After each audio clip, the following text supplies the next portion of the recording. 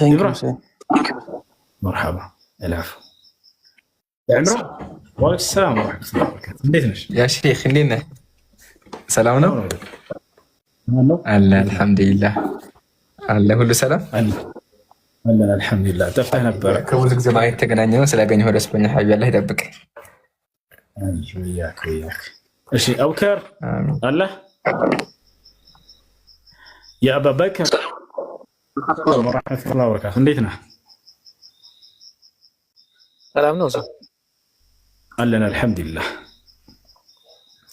እሺ ኢብራሂም አቡከር የምትጨምሩት ወይ የምትቀጥሉት ካለ ቀጥሉ ባረከላሁ ፊኩም እኔ ላርፍ ነው አይ ክርስቲያኖች ካላችሁ በማንኛውም ሃይማኖታዊ ጉዳይ ገብታችሁ መጠየቅም ትችላላችሁ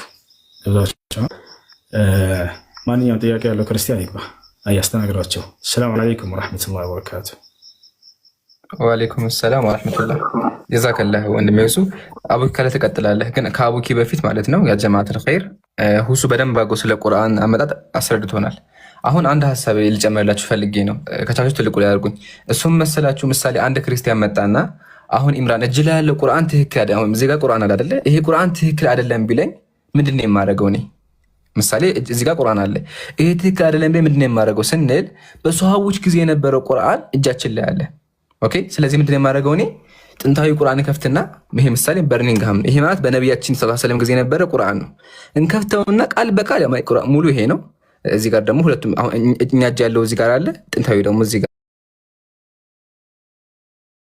አለ ይሄ የድሮ ጽሁፍ ነው ይሄ ደግሞ አሁን ነው አይደለ ተመልከቱት ቢስሚ አላህ አርራህማን አርራሂም ጣሃ ማአንዘልና አለይከ አልቁርአን አንድ አየት አያችሁ ሙሉ መመልከት እንችላለን ስለዚህ እኛ ሙስሊሞች ቁርአን አለ ስንል በሰድ ወደኛ መጥቷል ቃል በቃል ተላልፏል ቁርአን በቃል የሚታፈዝ መጽሐፍ ነው ስለዚህ አሁን ድረስ በነቅ መጥቷል ምሳሌ ሁሱ ወንድማችን የቁርአን ሐፊዝ ነው አይደለ ቁርአንን በቃል ይዟል በዛ መንገድ መጥቷል በተጨማሪ ደግሞ ጥንታዊ ቅጆች እጃችን ላይ አሉ ከጊዜ በኋላ የመጡ ሳይሆን በነብዩ ሰለላሁ ዐለይሂ ወሰለም ጊዜ የነበሩ ምሳሌ የዑስማን ረዲየላሁ ዐንሁ ሙስሐፍ የዑስማን ረዲየላሁ ዐንሁ እጃችን ላይ ተመልከቱ ምሳሌ አልሙስሐፍ الشريف المنسوب الى سيدنا ዑስማን ረዲየላሁ ዐንሁ መጽሐፉን ይሁት ሙስሐፍ ጠብጋቢ ይባላል ይሁት ቃል በቃል ምሳሌ ብትመለከቱ ያው ይሄ ማለት ነው አንድ አይነት ሐሳብ ነው ያለው ስለዚህ እኛ ሙስሊሞች ቁርአን እጃችን ላይ አለ ስንል ጥንታዩም አለ በሷሃቦች ጊዜ የነበረውም አለ ስለዚህ የትኛውም ክርስቲያን መጥቶ ቁርአናችሁ ጠፍቷል ቢለ ምንድነው የምናደርገው ወደዚህ ወስደን እናሳየዋለን ማለት ነው ግን የሚያሳዝነው ነገር መሰላችሁ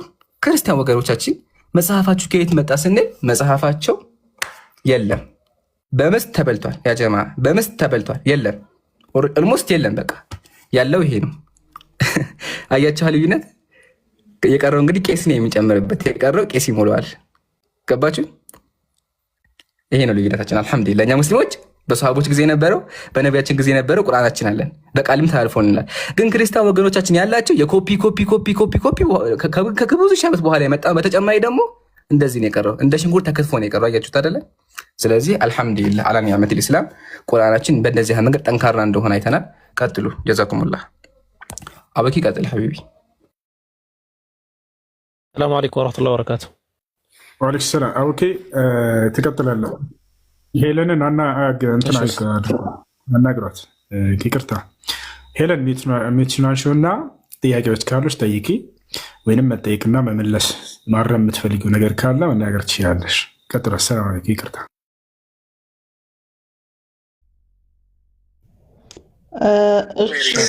ሰላም ለእናንተ ይሁን አይ ቲንክ እኔ ብዙ ጥያቄዎች ያለብኝ ልጅ ነኝ የግል የነፍስና ሜቢ ብዙ ማላቀው ነገር ያለው እስልምና ላይ ብቻ ነው ብዬ አስባለሁ ትንሽ መማሩን ፈልጌው ነው ከምትናገሩትና ከምታስተምሩት ነገር መወስደውን ነገር ልወሰድና ወደ መጠየቁ ትንሽ ቆይቼ ብገባ ብዬ ነው እታችሁኝ ግን መስማት እችላለሁ ምናልባት አርፌ እንድቀመጥ ብዬ ነው ገስት ልኬ ቁጭ ያልኩት በጣም ይቅርታ እሺ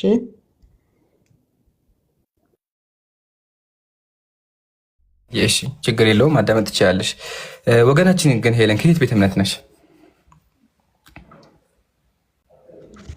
እኔ በብዙ መንገድ አልፌ በፕሮቴስታንት የነበርኩ ልጅ ነኝ አሁን እሱም ላይ ደግሞ ጥያቄ ተፈጥሮብኝ ነፍሴ ያላረፈች ሴት ነኝ ኦኬ ታዲያ ሄለን ለምን እንደዚህ አናደርግም ለምን እኔና አንቺ ዝም ብለን ሐሳቦች አንወያይም ፈቃደኛ ከሆንሽ ማለት ነው ምን አይነት ሀሳቦች እንወያይ? ሀሳቦች ሲባል ምሳሌ በቃ ስለ አምላክም ስለ መጽሐፍትም ስለ ነቢያትም ዝም ብለን አንድ ሁለት ሀሳቦችን እናንሳ። በዛውም አንቺ ግልጽ እንዲሆንልሽ ማለት ነው። ኦኬ እሺ ሄለንዬ፣ አሁን መስፈርት እናወጣለን። መጀመሪያ መስፈርት ስናወጣ አንድ እምነት ትክክል የሚሆነው ምን ሲሆን ነው? ትክክል የሚሆነው ምን ሲሆን ነው የሚለው መጀመሪያ እንስማማ። ሄለን እስቲ መስፈርቶች ካሉሽ ንገሪኝ አንቺ። አላቅም። አሁን ላይ ነፍሴ ሁሉ ጥያቄ ውስጥ ያለችበት ሁኔታ ላይ ነው ያለሁት። እሺ ግን አምላክ እንዳለ ታምኛለሽ አይደለ?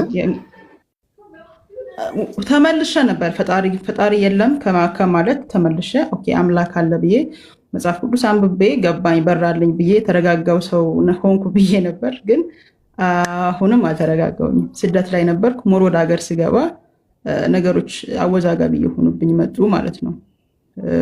ከተጻፈው መጽሐፍ ጋር እያንዳንዱ ድርጊቶች አንድ ላይ የሚሄዱ አይደሉም። ብዙ ጥያቄዎች አሉ። ስለ እስልምና ደግሞ ማውቀው ምንም ነገር የለም። አርፌ ልቀመጥ ያለ ሃይማኖት ብዬ ለራሴ ስላት ነፍሴ ሊተረጋጋልኝ አልቻለችም። ለዛ ነው እንደውም ከአዲሷ ጋር እያወራን ነበር በበቀደም። እስኪ ቆይ ምናምን ተባብለን ተመካክረን ነበረ እና ችግር የለውም በዚህ መንገድ ባስረዳሽ ይገባሻል፣ እንደዚህ ባወራሽ እንደዚህ ባዋይሽ ይገባሻል ብለህ የምታስበውን ነገር ሁሉ ልትነግረኝ ትችላለህ። እኔም ፈቃደኛ ነኝ ለመስማት። ኢንሻአላህ ወገናችን ይሄንን ጥሩ መንገድ ላይ ነው ያለሽው። አልሐምዱሊላህ አንድ ሰው እስልምና መፈለግ እውነትን መፈለጉ የሚደነቅ ነገር ነው። በዚህ እናደንቅሻለን፣ እናከብርሻለን። እውነት መፈለግሽ ማለት ነው አንደኛ። ግን ኢንሻአላህ አሁን አንቺ ሚውት አድርጉ እስቲ። እሺ ስለዚህ ሄለን አሁን ምን እናድርግ መሰለሽ፣ ክርክርም ሳናደርግ ጀስት ሀሳቦችን ብቻ እናነሳለን። ያው ንገሪኝ ስላልሽኝ ኢንሻአላህ ያው አሁን አልሐምዱሊላህ አንቺ አምላክ አለ ብለሻል። ችግርሽ ምንድነው ወይም ያልገባሽ ነገር ምንድነው? የአምላክ ማን ነው የሚለው ነው። ኦኬ ስለዚህ አምላክ ሊሆን የሚችለው ማን ነው የሚለውን ነገር በእስልምና በክርስትና ያለውን ነገር እነግርሻለሁ። ከዛ ደግሞ እስልምና ምን እንደሆነ ኢንሻአላህ አስተምርሻለሁ፣ ሀሳቦችን አነሳልሻለሁ። እሺ ሄለን ወገናችን ሄለን አንድ አምላክ እንዳለ ታምኛለሽ? አምናለሁ። አንድ አምላክ እንዳለ ታምኛለሽ? ያ ኦኬ አንድ አምላክ ነው ያለው። ይሄ መስማታችን ጥሩ ነው። ምሳሌ ብትመለከቺ ኦሪት ዘዳግም ምዕራፍ 6 ቁጥር 4 ላይ እግዚአብሔር እንደዚህ ይላል፣ ሽማ እስራኤል አለ። እስራኤል ሆይ ስማ አለ፣ አምላካችን እግዚአብሔር አንድ እግዚአብሔር ነው አለ። ስለዚህ አምላክ አንድ ነው አለ አይደል? በዚህ ትስማሚያለሽ? እስልምናም ላይ አለ ኢላሁኩም ኢላሁን ዋሂድ፣ አምላካችሁ አንድ አምላክ ነው ይላል። ግን አሁን ችግሩን መሰለሽ ሄለን፣ አንድ አምላክ በክርስትና አለ? ያ አንድ አምላክ አለ ብለን ነው የምናምነው። አንድም ሶስትም ናቸው በሚለው አይደለ? እሱ ጥያቄ ቢኖርም ግን ደግሞ የኔን ጥያቄ ልጠይቅህ። እሺ ጠይቂ። እሺ አምላክ የእውነት ካለና ፈጣሪ ለኛ የሚራራና የሚወደን ከሆነ ለምንድን ነው እዚህ ሁሉ ውዝግብ ውስጥ የሚከተንኛ ነው? እኔ አሁን እንደ አንድ ሴት ነኝ፣ ምስኪን ነኝ፣ አሳዝናለሁ። እንደ ማንኛውም ወጣት ሆኜ መኖር ፈልጋለሁ። ግን ደግሞ አልችልም። ነፍሴ ሁሌ ትጠይቃለች። ምናልባት ተሰድጄ ያየኋቸው ሀገራቶች አሉ። እንደነሱ ሆነን ለምን አልተወለድንም? ለምን አንድ አምላክ አለ ተብሎም የሚታሰበው እዚህ ቦታ ላይ ካልሆነ ለምን እዛ ቦታ ላይ አልፈጠረንም ብዬ ጥያቄ ይፈጥርብኛል። እና ትክክለኛው አምላክ ማንም ይሁን ማን ለምን ይሄን ነገር አላደረገልንም ለኛ የሚል ጥያቄ ውስጥ ነው ያለሁት አሁን ላይ። ጥሩ ጥያቄ ኢንሻአላህ። ይሄን ባጭሩ ልመልስልሽ እና ከዛ ወደ ሀሳባችን እንመለሳለን። አልሐምዱሊላህ ወከፋ። መጀመሪያ ወገናችን ማወቅ ያለብሽ ነገር እስልምና ግልጽ ነው። አምላካችን እስልምናን ግልጽ አድርጎ ነው ያመጣው። ኦኬ አንድ ሰው አይቶት አምኖት ሊቀበለው የሚችል ነው። ግን አንቺ ምንድን ነው ያልሽኝ? በጣም ብዙ እምነቶች አሉ። ክርስትና አለ፣ አይሁድ አለ፣ ጴንጤ አለ፣ ኦርቶዶክስ አለ፣ ሙስሊም አለ።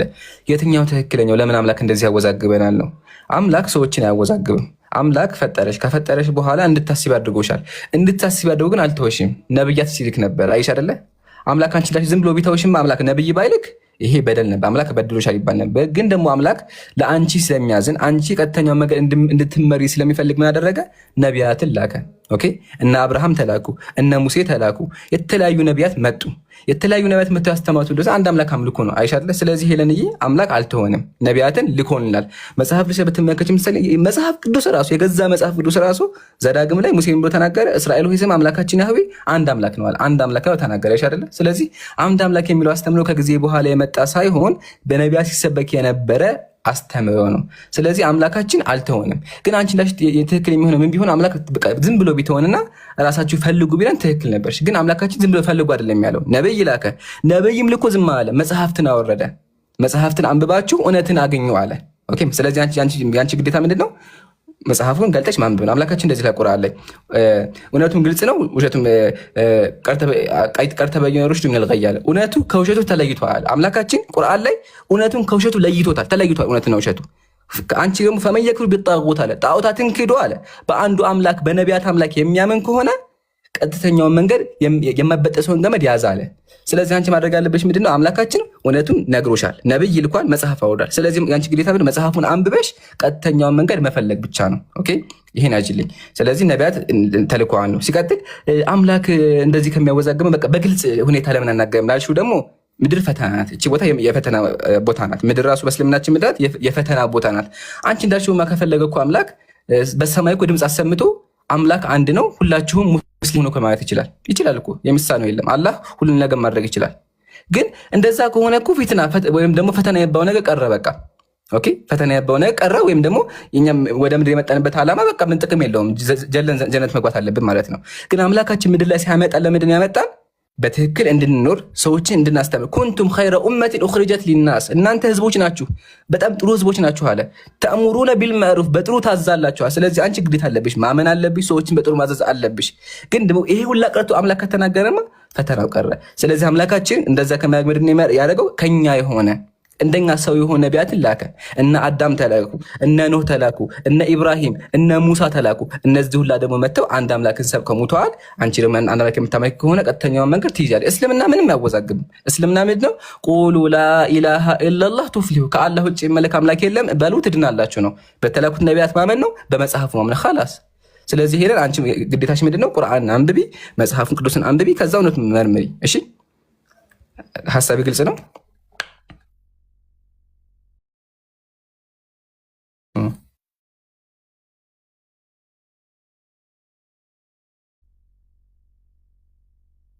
ለእነሱስ ምን አይነት ጥያቄ ሊቀርብላቸው ይችላል ብለህ ታስባለህ? ስለ እስልምና ፈጽሞ የማያውቁ ስለ ቁርአን ፈጽሞ የማያውቁ ሰዎች እንዳሉ ጠንቅቄ አውቃለሁ። እኔ አሁን ተወልጄ ባደኩበት አካባቢ ራሱ እኔ አሁን ኢየሱስ ክርስቶስ ሰው ነው ብሎ እንደሚያምን እስልምና ራሱ ያወቅኩት አረብ ሀገር ከሄድኩ በኋላ ነው።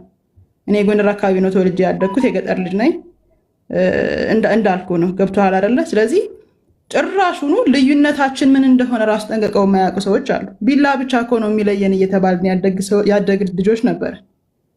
ለእነዚህ ሰዎችስ ምን አይነት ጥያቄ ያቀርብላቸዋል ብለህ ታስባለህ? ፈጣሪ የሚባለው አካል ጥሩ ጥያቄ። መጀመሪያ ማወቅ ያለብሽ ነገር አምላክ ፍትሃዊ ነው። ሙስሊሞች የምናመልከው አምላክ አዛኝ ነው፣ ፍትሃዊ ነው። አልዓደል ሐክም፣ ትክክለኛ መሪ ነው፣ ትክክለኛ ንጉስ ነው። እሺ ስለዚህ አምላካችን ሰዎችን ዝም ብሎ አይቀጣም። ሰዎችን ዝም ብሎ አይቀጣም። ሱረቱል ኢስራ አምላካችን እንደዚህ ይላል። አስታውሱኝ ማንቀጹን ረሳሁት። ኢብራሂም አቡኪ አለ አንቀጹ ሱረቱል ኢስራ ላይ ወማ ኩና ሙዓዚቢን ጀዛከላህ ወማ ኩና ሙዓዚቢን ሐታ ነብዓተ ረሱል። አምላካችን እንደዚህ ለቁርአን ላይ ወማ ኩና ሙዓዚቢን አለ፣ እኛ እኮ ሰዎችን አንቀጣም አለ። ሐታ ነብዓተ ረሱላ፣ መልእክተኛ እስከምልክ ድረስ አንቀጣም አለ። ስለዚህ አምላካችን ሰዎችን አይቀጣም እስከ መቼ ድረስ? መልእክተኛ ከላከና መጽሐፍን ካወረደ በኋላ ነው። ስለዚህ ሁጃ ቆመበት ማለት ነው። ምሳሌ አንቺ ሄለን አለሽ። ሄለን ስለ እስልምና ከሰማሽ እስልምና ከደረሰሽ ትጠየቂያለሽ። ግን ደግሞ እስልምና ካልደረሰሽና ስለ እስልምና ካልሰማሽ ነቢይ ካልተላከልሽ አትጠይቅም። ለዛ አምላካችን ቁርአን ላይ ምን አለ? ወማ ኩና ሙዓዚቢን፣ ሰዎችን እኮ አንቀጣም አለ። ሐታ ነብዓተ ረሱላ፣ መልእክተኛ እስከምልክና መልእክቱ እስከሚሰሙ ድረስ አለ። ስለዚህ መልእክቱን ከሰማሽ በኋላ አንቺ ላይ ሁጃ የሚቆመው ማለት ነው። ኦኬ ምሳሌ ኢሳ አለ። ከኢሳ አለይሂ ሰላም በኋላ ያው እንደምናውቀው ምንፍቅና መጣ። ኢየሱስ ሰው ነው የሚለው አስተምሮ እየቀረ መጣና አምላክ ነው የሚለው አስተምሮ ወገኖቻችን አመጣው። ክርስትና ተመሰረተ። ክርስትና ሲመሰረት ስለ እስልምና ያልሰማ ሰው ካለ አምላካችን አይቀጣም፣ ይፈትነው። የመልቂያ ፈተና ነው ኢንሻአላህ፣ በኋላ እሱን አስረዳሻለሁ። ስለዚህ አይቀጣም፣ አምላክ ፍትሃዊ ነው የሚለውን ያጅልኝ። ግን ደግሞ አሁን ነቢያችን ተልኳል። ነብዩ መሐመድ አለይሂ አፍደሉ ሰላት ነብዩ ሰለላሁ ዐለይሂ ወሰለም የመጨረሻ ነብይ ናቸው። ነቢያችን ምን አሉ? ኡርሲልቱ ኢለናሲ ካፋ ለሰዎች በሙሉ ተልኬያለሁ አሉ። ስለዚህ ነቢያችን ለሰዎች በሙሉ ተልኳል። ወላ ሀታ በምድር እያሉ በህይወት እያሉ ወደ ቻይና ወደ ኢሮፕ ደብዳቤ ልኳል። እስልምና አስተምሯል። ስለዚህ እስልምና ወደየቦታው ደርሷል። እውነትን መፈለግ የሰውየው ግዴታ ነው። ሄለን አሁን አንቺ ማሻአላ እውነትን እየፈለግሽ ነው ያልሽው። ስለዚህ እውነትን መፈለግ የሁሉም ሰው ግዴታ ነው። የሁሉም ሰው ምንድነው? የሁሉም ሰው ግዴታ ነው። እውነትን ፈልጎ ማግኘት አለበት። ነገር ግን ካልሰማ እኛ ሙስሊሞች የገሃነም ብለን አንፈርድም። ሁክሙን ለአላህ ነው የምንተው። እንደዚህ ነገር ውስጥ ሙስሊሞች አንገባም። ለምን? እኛ ሰዎች ነን፣ የወደፊቱን አናቅም። ነገር ግን ምን እንላለን? አላሁ ያዕለም፣ አላሁ ያውቃል እንላለን። ኦኬ። ግን ደግሞ ስለ እስልምና መመርመር አለበት። ካልሰማሳ ለአላህ እንተዋለን። ግን አንድ ሐዲስ ላይ ነቢያችን እንደዚህ ተናግረዋል። ያው ዘመነ ልፈትራ ካለ ግልጽ ለግርሻ ዘመነ ልፈትራ ማለት ምንድን? ነቢ ካልተላከ መልእክቱን ካልሰማ አይጠየቅም ብዬሻለሁ። ነቢያችን እንደዚህ አሉ። የውመል ቂያማ ላይ አሉ 3 ሰዎች መጡ አሉ። አንደኛው አሰም ነው፣ መስማት አይችልም። አንደኛው አዕማ ነው፣ አንደኛው አያስተነትንም ወይም ደግሞ አእምሮ ችግር አለበት። አንደኛው ደግሞ ነቢይ ያልተላከ ስለ እስልምና አልሰማም። ከዛ 3ቱም የውመል ቂያማ ቆመው ምን አሉ? እኛ እኮ ስለ እስልምና አልሰማንም። አንደኛው አእምሮ ኦልሬዲ አይሰርም አይደለም፣ አእምሮ አይሰራም። ካልሰራ እስልምናን ተቀበል አይባልም። እብድ ሰው እስልምናን ተቀበል አይባልም። ለምን? አያስብማ። ኦኬ። ስለዚህ አምላካችን ብያዛቸዋል። ኡድኹሉ ናር ፈተና ያቀርብላቸዋል። ገሃነም እስቲ ሂዱ ይላቸዋል። የአላህን ቃል ሰምቶ የአላህን ትእዛዝ ሰምቶ የሄደ ሰው ካለ ካነት ለሁል ጀና ለሱ አው ከማ ቃል ጀነት ይሆንለታል። ስለዚህ ፈተናውን አለፈ፣ ጀነት ገባ ማለት ነው። ግን የአላህን ቃል የማይሰማ ከሆነ እምቢ ካለ ደግሞ ሰውየው ይቀጣል። ስለዚህ የውመል ቂያማ አላህ ይፈትናቸዋል። ኃያሉ አምላክ የውመል ቂያማ ይፈትናቸዋል። ፍትሃዊ አምላክ ስለሆነ ዝም ብሎ ያገኘውን ሰው እየጓተተ ገሃነም አያስገባም። ለምን? አምላክ ፍትሃዊና አዛኝ ነው ማለት ነው። ስለዚህ ይህን ይመስላል። ግልጽ ነው ሄለን? ለእኔ ግልጽ ነው። ስለዚህ አሁን እኔ እስከዛሬ ድረስ እንደ ምናልባት በዚህኛው ሃይማኖቴ ያመጣጥ ጉዞዬ ላይ አባቴ ኦልሬዲ ገሃነም እንደገባ እያሰብኩኝ ሳዝን የኖርኩ ልጅ ነኝ። እንደው የኔ አባት እንደው ቢጸድቅልኝ ኑሮ አይ ቲንክ በዛኛው ሃይማኖት ሆኖ ስለሆነ የሞተው እኔ መጽሐፍ ቅዱስ አንብቤ በራልኝና በቃ ኢየሱስ ብቻ ነው ጌታ ብዬ እሱን መከተል ከጀመርኩ በኋላ ከኔ ቀድመውኝ ያለፉት ዘር ማንዘሮች በሙሉ ጀሃነም እንደገቡ እያሰብኩ ነው የኖርኩት። ገባህ አይደለ? ስለዚህ አሁን በእስልምና አስተሳሰብ ስመጣ ላስብ የምችለው እሱን አላህ ነው የሚያውቀው። ምናልባትም ጀሃነም ላይ ገቡ ይችላሉ ብዬ ላስብ እኔ አሁን ላይ አው ሄለን እዚህ ጋር ማለት ነው ወላ ሐታ እኔ ሙስሊሙ ኢምራን እንኳን ማለት ነው ሙስሊሙ ኢምራን ምሳሌው አንድ ወንድም ቢሞትብኝ ጀነት ገባ ብዬ አልናገርም። ጀነት ገባ አልልም። ጀነትና ጀሃነም የአላህ ነው። እሺ ጀነትና ጀሃነም የማን ነው? የአላህ ነው። እኔ ግን እንደማውቀው ሰውየው ምሳሌ አላህ አድርጎን አንድ ወንድም አለኝ። ያ ወንድሜ ይሰግዳል፣ ይጾማል። እንደዛ ሆኖ ካየሁት ምን አደረገ? ዱዓ አደርግለታለሁ። አላህ ጀነት አስገባው ብዬ ሙስሊም እንደነበረ ስላየሁ ስለማስተከብ ዱዓ አደርግለታለሁ። ለምን? ሙስሊም ስለነበረ። ግን ጀነት ገባ አልልም። ለምን? የጀነቱን ሁኔታ የሚያውቀው አላህ ነው። ጀነት በአላህ እጅ ነው ያለው እንጂ በእኔ እጅ አይደለም። አልተነገረኝም። ስለዚህ በዚህ ዙሪያ አልገባም፣ አልናገርም። ግን ምሳሌ ነቢያት የጀነት ናቸው ተናግረዋል። ስለዚህ ነብዩ መሐመድ ጀነት ናቸው ብዬ እናገራለሁ። ምሳሌ አቡበከር ረዲየላሁ ዐንሁ የጀነት ነው። ለምን? ሐዲስ ላይ አለ። ግን ካልተነገረን ውጭ እኛ ወደፊት ስለማናቅ ጀነት ገባ ገሃነም ገባ አንልም። ግን አምላካችን የነገረን ምንድን ነው? አንድ ሰው ሙስሊም ሆኖ የነቢያትን ተከትሎ የሞተ ካለ ጀነት ይገባል፣ ከሃዲ ደግሞ ከሆነ ገሃነም ይገባል ነው የተነገረን ነገር። ካልሰሙ ደግሞ አላህ የውመል ቂያማ ይፈትናቸዋል ነው። ነቢይ ከተላከላቸው በኋላ ደግሞ አሉት ከተበ ሁክሙን ለአላህ እንተዋለን። አላህ ያውቃል ብለን ዝም እንላለን። ግልጽ ነው ሄለን? ኦኬ ያ ግልጽ ነው። ስለዚህ አሁን እስልምና ብቻ ነው ጀነት የእስልምና ብቻ ነው ብለው የሚናገሩት ሰዎች ስህተት ናቸው ማለት ነው። ብዙ አስተምህሮት እንደዛ ማለት አይደለም። አልፎ እንደዛ ማለት አይደለም። ነብዩ ሰለላሁ ዐለይሂ ወሰለም ምን አሉ? ላ ይድኹሉ አልጀነተ ኢላ ቀልቡ ሙስሊም አው ከማ ቃል ጀነትን ሙስሊም እንጂ አይገባም ብለዋል። ጀነት የተዘጋጀው ለአማኞች እንጂ ለካህዶች አልተዘጋጀም። ኦኬ። ግን ደግሞ ቅድም ብዬሻለሁኝ ዘመነ ፈትራ ላይ ያሉ ከሆኑ ማለትም ነቢይ ያልተላከላቸው ከሆነ ስለ እስልምና ካልሰሙ ነቢይ ያልተላከበት ዘመን የነበሩት የውመል ቂያማ ላይ አላህ ይፈትናቸዋል። ፈተናውን ካለፉ ጀነት ይገባሉ፣ ካለፉ ደግሞ ገሃነም ይገባሉ ማለት ነው። ኦኬ። ስለዚህ ኤክሴፕሽን አለ። ኤክሴፕሽኑ ምንድነው? መልእክቱን ያልሰሙ ሰዎች ካሉ እነሱ ዝም ብለው ገሃነም ይገባሉ ሳይሆን የሚባለው የውመል ቂያማ ላይ አላህ ይፈትናቸዋል እንጂ ሐዲስ ላይ እንደተቀመጠው ጀነት የሚገባው አማኝ ነፍስ ብቻ ነው። ኦኬ። ስለዚህ አሁን ለምሳሌ እኔ ፕሮቴስታንት በነበርኩበት እያልኩ ባወራ ደስ ይለኛል። አክቹዋሊ አሁን ምንም አይነት ህብረት ስለማላደርግ እና በነበርኩበት ታይም በቃ ኦልሬዲ አምኛለሁ፣ ኃጢአቴ በክርስቶስ ታጥቦልኛል። ስለዚህ አሁን ብሞት ቀጥታ ነፍሴ ገነት እንደምትገባ አምኜን መኖር ብዬ ነበር ማወራው። እስልምናን ብቀበል እስላም ሙስሊም ሆኜ የሚጠበቅብኝን ነገር ሁሉ እያደረግኩ ሰላቴን እየሰገድኩ ጾሜን እየጾምኩ አይ ቲንክ እስልምና የሚያዘውን ነገር ሁሉ እያደረግኩ ቆይቼ ካለፍኩ ገነት ነው ምገባ ብዬ ደረቴን ነፍቼ የምናገርበት ነገር አይኖረኝም? ጥሩ ጥያቄ። እሺ መጀመሪያ ነብዩ ሰለላሁ ዐለይሂ ወሰለም ምን አሉ? መን ቃለ ላ ኢላሃ ኢለላህ ሙሐመዱ ረሱሉላህ ሳዲቀን ቢቀልቢህ ወነጠቀ ቢሊሳኒህ በልቡ አምኖ በምላሱ ሸሃዳ ከተናገረ ከአላህ ውጭ የሚመለክ አምላክ እንደሌለና ነብዩ የአላህ ባሪያና መልእክተኛ መሆናቸውን ከመሰከረ ጀነት ገባ ብለዋል በጥቅሉ። ስለዚህ አንድ ሰው ሸሃዳ ሲል በአላህ አንድነት ሲያምን በነብዩ መልእክተኛ ሲያምን ጀነት ገባ ብለዋል። እንዲሁም አምላካችን ቁርአን ላይ ይናገራል ኢነለዚነ አመኑ እነዚህ ያመኑ ጀነት ገቡ ይላል። ኦኬ ስለዚህ አንድ ሰው ካመነ ጀነት ይገባል። ይሄ መጀመሪያ ማወቅ አለብሽ። ስለዚህ አንቺ ወደ እስልምና ስትመጪ የጀነት መንገድ ይዘሻል ነው። ግን ደግሞ ችግሩ መሰለሽ ሄለን እኛ የወደፊቱን አናቅም። ኦኬ እኔ ኢምራን አሁን አልሐምዱሊላህ ሙስሊም ነኝ። ግን ወደፊት ምን እንደሚያጋጥመኝ ሰው እገላለሁ ወይስ አልገልም እክዳለሁ አክድም አላቅም። የወደፊቱን የሚያውቀው አምላክ ብቻ ነው። ስለዚህ ምን እላለሁኝ እኔ ኢምራን አሁን በትክክለኛ መንገድ ላይ ብጸና አንድ ሰው በትክክለኛ መንገድ ከጸና ጀነት ይገባል። የተረጋገጠ ነገር ነው። ኦኬ ስለዚህ ሄለን አሁን አንቺ ወደ እስልምና ብትመጪ ቀጥተኛው መንገድ ይዘሻል፣ የድህነት መንገድ ይዘሻል። ግን ጀነት ገባሁ አትይም። ለምን? ጀነት በአላህ እጅ ነው ያለው። ወደፊት ምን እንደሚያጋጥምሽ አታውቂም። ስለዚህ ምን ትያለሽ? አሁን አላህ ያጽናኝ በዚህ መንገድ ላይ ቀጥተኛው መንገድ ላይ ነው ያለሁት። አላህ ቀጥተኛው መንገድ ላይ ያጽናን ብለሽ በየቀኑ ለዛ ሙስሊሞች በየቀኑ ሲሰግዱ ዱዓ ያደርጋሉ። ምን እያሉ አላሁ እስልምና አጠንክረን ምራን እያን እንጸልያለን እንዳጠነክረን ማለት ነው። ለምን? የወደፊቱን አናቅማ። ሰዎች ነን። ሰው ደካማ ነው፣ ሊክድ ይችላል፣ ብዙ ነገር ሊያጋጥመው ይችላል። ስለዚህ ማድረግ ያለብን መጠንከር። ለዛ ነው ኢየሱስ ወንጌል ራሱ ምን አለ? የጸና ካለ ነው የሚገባው አለ። የጸና ካለ ይድናል አለ። ስለዚህ የሚድነው አንድ ሰው በቀጥተኛው መንገድ ላይ ሲጸና ነው። ስለዚህ ይሄን አንቺ ሙስሊም ስትሆኚ የጀነትን መንገድ ዘላለማዊ ሕይወት መንገድ ይዘሻል። መንገዱን ይዘሻል፣ ግን መንገዱን አልጨረስሽውም። በእሱ መንገድ ላይ ከጸናች ጀነት ትገቢያለሽ። ግን ደግሞ አሁን አንቺ ወደፊቱን ስለማታውቂ ጀነት ገባሁ አትይም። ለምን? በእርግጠኛነት መናገር የወደፊት የሚያውቀው አምላክ ብቻ ነው። ቁርአን አምላካችን ምን አለ? ወላ ተዕለሙ ነፍሲ ማ ኡኽፊየ ለሃ አው ከማ ቃል የወደፊቱ አንድ ነፍስ የወደፊቱን አታውቅም ይላል። ስለዚህ ስለማናውቅ ሙስሊሞች ዱዓ እናደርጋለን በዚህ መንገድ ላይ አጽናን እያለን። ግን እስልምና ቀጥተኛ መንገድ እንደሆነ አንድ ሰው ሙስሊም ከሆነ ሙስሊም ሆኖ ከሞተ ጀነት እንደሚገባ ቁርአን ላይ በብዙ አንቀጾች የተመከረ ይሄ ሁሉ አንቀጽ አምላካችን የተናገረበት ነው። እንዲሁም ነብያችን በማያሻማ ቃል ተናግረዋል። ግልጽ ነው ሄለን?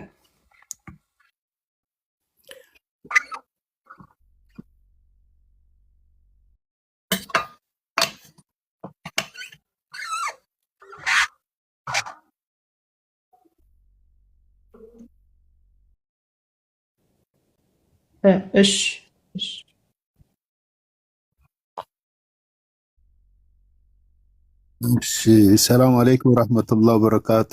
ሙስሊም ወንድምና እህቶች እንዲሁም ክርስቲያን ወገኖችም ሰላም ብያለሁ። ጀዛከላሁ ኸይር አኺ ኢምራን ወአቡበክር ሸረሐላሁ ሰድረኩም ወዛደኩሙላሁ ዒልመን። ወገናችን ጥሩ ጥያቄዎችን በተረጋጋ መንፈስ እየጠየቀች ነው። በጥሩ ሁኔታም ደግሞ ወንድማችን መረጃዎችን በማቅረብ እየመለሰላት ነው። ጥሩ ውይይት ነው። እዚህ ላይ ትንሽዬ ነገር ብቻ ነው ማለት የምፈልገው። አምላካችን አላህ በከበረ ቃሉ በቁርአን መን ዐሚለ ሷሊሐን ፈሊነፍሲህ ወመን አሳአ ፈዐለይሃ ወማ ረቡከ ቢዘላሚን ሊልዐቢድ ይላል። መልካምን ስራ የሰራ ሰው ለራሱ ነው። መጥፎንም ቢሰራ ደግሞ በራሱ ላይ ነው። በሂሳብ ዕለት በፍርድ ቀን የዋጋውን ምንዳ ወይም የሰራውን ስራ ምንዳ የሚያገኘው ለራሱ ነው። ማንንም መርዳት በማይችልበት ቀን ይለናል ቁርአን። በተለያዩ ምዕራፎችና አንቀጾች ላይ ይህን ተመሳሳይ የሆነ መልእክት እናገኛለን ማለት ነው። ቅድም እኔ እስልምናን ብቀበልና ብገባ እንግዲህ እኔ የገነት ነኝ የመንግስተ ሰማይ ሰው ነኝ ብዬ መናገር እችላለሁ ወይስ አልችልም የሚል ጥሩ ጥያቄ ጠይቃ ነበረ። ያንን እንዳንል ራሱ ህጉ ይከለክላል። እስልምናው ማለትም የለብንም። ከሆነና ካልንማ መሆናችንንማ ብናረጋግጥ ሰላት ለምን እንሰግዳለን ታዲያ? ሰላቱ የምንሰግደው ስግደት የኛ ጀነት መግባት ከፈጣሪ ትእዛዛት ስር ነው ያለው። ቀዳሚው ትእዛዙ መፈጸሙ ነው። የኛ ምንዳ ማግኘትና የኛ ጀነትን መውረስ ከዛ በኋላ በፈጣሪ ፍርድ በሱ ችሮታ የሚገኝ ነው። የተፈጠርንበትን ዓላማ በቁርአን ምዕራፍ 51 ቁጥር 56 አካባቢ ላይ ተጠቅሷል። ወማ ኸለቅቱል ጂነ ወልኢንሰ ኢላ ሊያዕቡዱን። የሰው ዘር በአጠቃላይ የተፈጠረው ፈጣሪውን ሊያመልክ ብቻ ነው። ስለዚህ ቦታው ላይ መገኘት ብቻ ነው ያለበት። ጀነት መግባቱ አለመግባቱ የሱ ኃላፊነት አይደለም። ግብዣ ከፈጣሪው ዘንድ የሚሰጠው ነው። የተፈጠረበትን ዓላማ ብቻ ይፈጽም ነው የተባለው። ይህንን በዚህ መልኩ ብንረዳው አንድ ሰው ለራሱ የሰራውን ዋጋ ራሱ ያገኛል የሚለውን አንድ አፍታ ከብሉይ ኪዳን መጽሐፍ ከትንቢተ ሕዝቅኤል ጋር ትንሽ ለማገናኘት እፈልጋለሁ። ምዕራፍ 18 ከቁጥር 19 ጀምሮ ያለው እናንተ ግን ልጅ በአባቱ ኃጢአት ስለምን አይገደል ትላላችሁ? ወይም አይጠየቅ ለማለት ነው። ልጅም በአባቱ ኃጢአት አይገደል፣ አባቱም በልጁ ኃጢአት አይገደል፣ እያንዳንዱ በሰራው ኃጢአት ይገደል ይላል። ሚንስ ይጠየቅ ነው። ኃጢአተኛውም ከሰራው ኃጢአት ቢመለስ መልካምንም ቢያደርግ ለዘላለም በሕይወት ይኖራል እንጂ አይሞትም ይላል። አሁን እዚህ ጋር የምናየው ምንድነው? ሰው ስለ ራሱ ነው ማሰብ ያለበት። ለራሱ አንስቶ እንደሚጎርሰው ለራሱ በሚሰራው ስራ መዳኑን ማረጋገጥ አለበት። የታዘዘበት ቦታ ላይ ይገኝ እንጂ ማለት ነው። እነኚህን መሰል የሆኑ የተለያዩ የቁርአን ምዕራፎችና አንቀጾች በብዛት አሉ። ዋናው ነገር ግን ምንድነው? ቁርአንንና እስልምናን ውጪ ሆነን ከምናየው ይልቅ ውስጡ ገብተን አምነንበት በተወሰኑ ነገሮች አገናዝበን ግልጽ ከሆኑ ጥያቄዎቻችንም ከተመለሱ ውስጡ ስንገባ ነው ህይወቱን የምናቀው። ውስጡ ስንገባ ነው ጥፍጥናው የሚገባን። ስንኖረው ነው እስልምና የኛ መሆኑን የምናረጋግጥ። ካልሆነ ግን በውጪ ከሆነ ሁሌም ስንጠይቅ ነው የምንኖር። ጊዜያችን በጥያቄ ብቻ ይረዝማል። ያ ከሚሆን በርካቶች እንዳገናዘቡት የተወሰነን ነገር ካገናዘብን የፈጣሪን አንድነት በግልጽ የሚያስተምር መጽሐፍ ቁርአን መሆኑን ካወቅን አንድ ፈጣሪ አምላክ በብቸኝነት የሚመለክበትም ደግሞ እምነት እስልምና መሆኑን ካረጋገጥን ይህ ነቢይ መሐመድ ማለት ነው አለይሂ ሰላቱ ወሰላም ማንበብ መጻፍ የማይችል ሰው አይደለም የ447 ዓመታት አስተምሮት እድሜ ሊኖረው ቀርቶ የ6 ወርን የዓለምን አይደለም የአንድን ሀገር ክስተት ወይም ተግባር መዘገብ አይችልም። ማንኛውም እኔ ዘጋቢ ነኝ የሚል ሰው። ነገር ግን አንድ ማንበብና መጻፍ የማይችል ሰው ወደፊት የሚከሰተውን ነገር ተናግሯል። በቁርአኑ ተሞልቷል። በተወረደለት ቁርአን ለሰው አድርሷል፣ አስተምሯል። እኛም ከባህር ማዶ ሆነን ተቀብለነው እየኖርንበት ነው። ኤሮፓውያን፣ አሜሪካውያን፣ ማሌዥያውያን፣ ሌሎችም ሰዎች ይህንን ተቀብለው እየኖሩት ነው ያሉት። ማን ያስተማራቸው? አንድ መልእክተኛ በህይወት አለ? የለም። ያስተማረው አስተምሮት ህይወት አለው፣ ይቀጥላል። ይሄ እኮ በቀላሉ ልናገናዝበው የምንችለው ነገር ነው። እንዲህ አርጋችሁ ሰላትን ስገዱ፣ ምሽት ላይ፣ ረፋድ ላይ፣ እኩለ ቀን ላይ፣ እኩለ ሌሊት ላይ ደግሞ ተነስታችሁ እንደዚሁ ሱና የሚባል ነገር አለ፣ ትልቅ ምንዳ ያለው ግዴታ ግን ያልሆነ እሱንም ተግብሩ የፈጣሪን ውዴታ ታገኙበት ዘንድ ተባለ። ፈጣሪን ብቻ ተመኩ በእሱ እሱን ብቻ ለምኑ ብለው አስተማረ። ያ ትምህርቱ ይሄው ለብዙዎች ህይወት እየሰጠ ይኖራል፣ ወደፊትም ይቀጥላል በዚሁ እና ብዙ ነገር እነሱም አብራርተዋል። እኔ ከዚህ በላይ ማስረዘም የለብኝም። ከቅድሙ አጠያየቅሽ አንጻር እኔም ትንሽ ጥያቄሽ ደስ ስላለኝ ነው ይችን ያህል ብቻ ለመጨመር የፈለግኩት። በበለጠና በተረፈ ግን ጥሩ የማገናዘብ ሐሳቡም ፍላጎቱም እንዳለሽ ካነጋገርሽ ስለተረዳው ፈጣሪ ይርዳሽ። እሱ ለባሮቹ ለፈጠረው ፍጥረት የወደደው መንገድ ያቅናልሽ ነው የምነው። በዚሁ ሐሳቤን አጠቃልላለሁ። ጀዛኩሙላሁ ኸይር ወንድሞች። እሺ ጀዛከላሁ ኸይር ጀዛ። እኔም በጣም አመሰግናለሁ። ቴንኪዩ። እንግዲህ ለጊዜው የሚሆን ቆንጆ መልስ ነው የሰጣችሁኝ። አክብራችሁ በዚህ ልክ ስላወራችሁኝ አመሰግናለሁ። ተባረኩልኝ። ሌላ ጊዜ ፈጣሪ ድል ሰጥቶኝ ከተገናኘን እንግዲህ ሌሎች ነገሮችንም አስተካክዬ ከእናንተ ጋር ለመገናኘት ሞክራለሁ። በጣም አመሰግናለሁ። ቴንኪዩ ሁላችሁንም። እሺ እኛም በጣም እናመሰግናለን። ይሄ ያው አላህ ሂዳያ ያስተሽ። ዋናው እዚህ ጋር አላማችን እኛ ቀጥተኛውን መንገድ ልታገኝና ከዘላለም ቅጣት እንድትድኝ ነውና ዱዓ እናደርግልሻለን።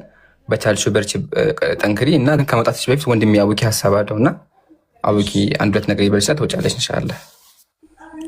ኦኬ ኢምራን አንድ ጊዜ ዋይ እንትን ሐሳቡ ኦኬ እሺ ቀጥሉ ኡስታዝ ጀማል አፉ በሉን።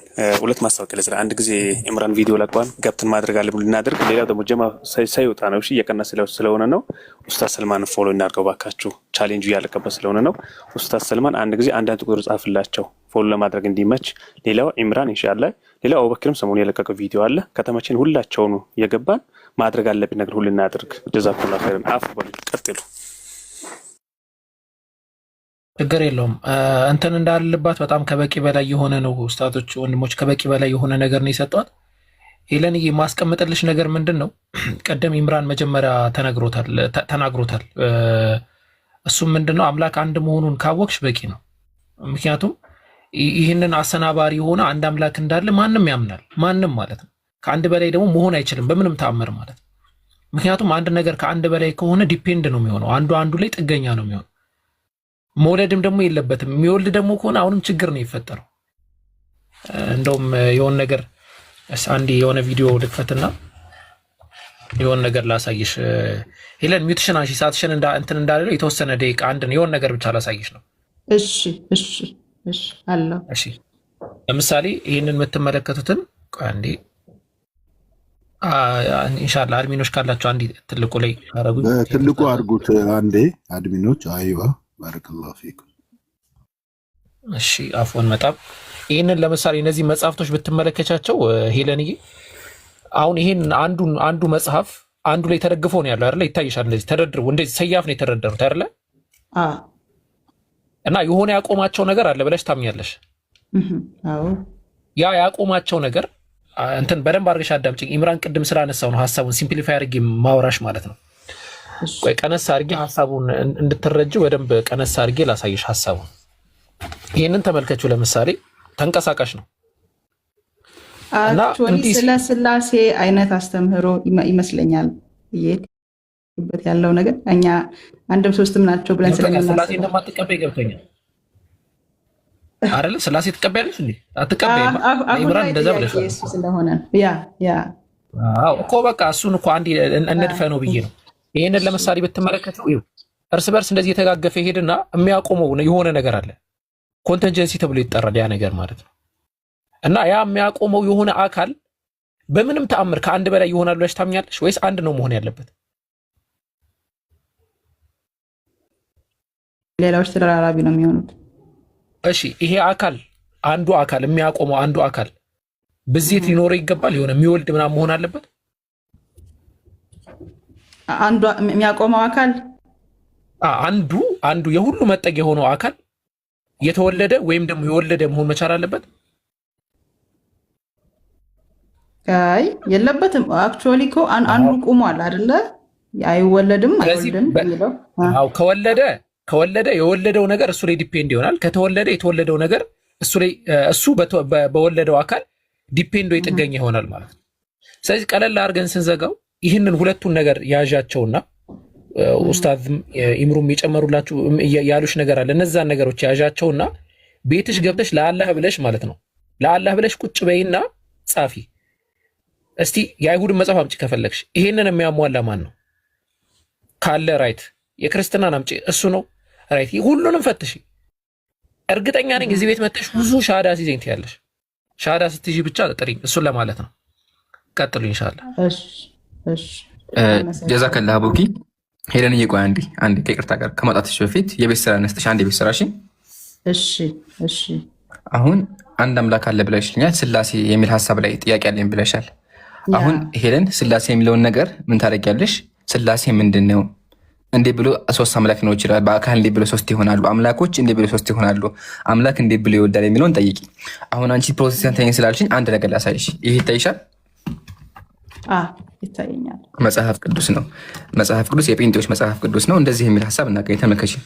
በስላሴ ከስር ያለውን ቢጫውን ተመልከች። አይ ቲንክ አይነበብም። እኔ ላንብብልሽ፣ ካሜራ ያስቸግራል ትንሽ። እሺ። በስላሴ አካላት መካከል አለ። ስላሴዎች ሶስቱ አምላኮች ማለት ነው። በእነሱ መካከል አብ የበላይ አስተዳዳሪ ነው። አንደኛው አምላክ የበላይ አስተዳዳሪ ነው።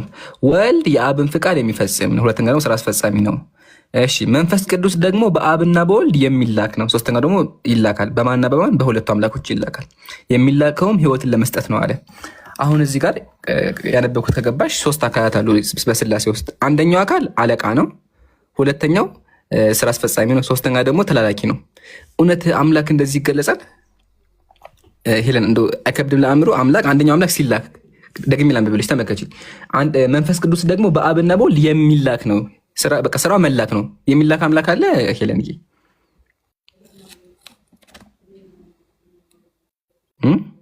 የሚላክ አምላክ ይላካል? ይሄ ጥያቄ ነው። እንደዚህ አይነት አምላክ ለአእምሮም ይከብዳል። ሲቀጥል አምላክ የሆነ ጉባኤ እኮ አይደለም።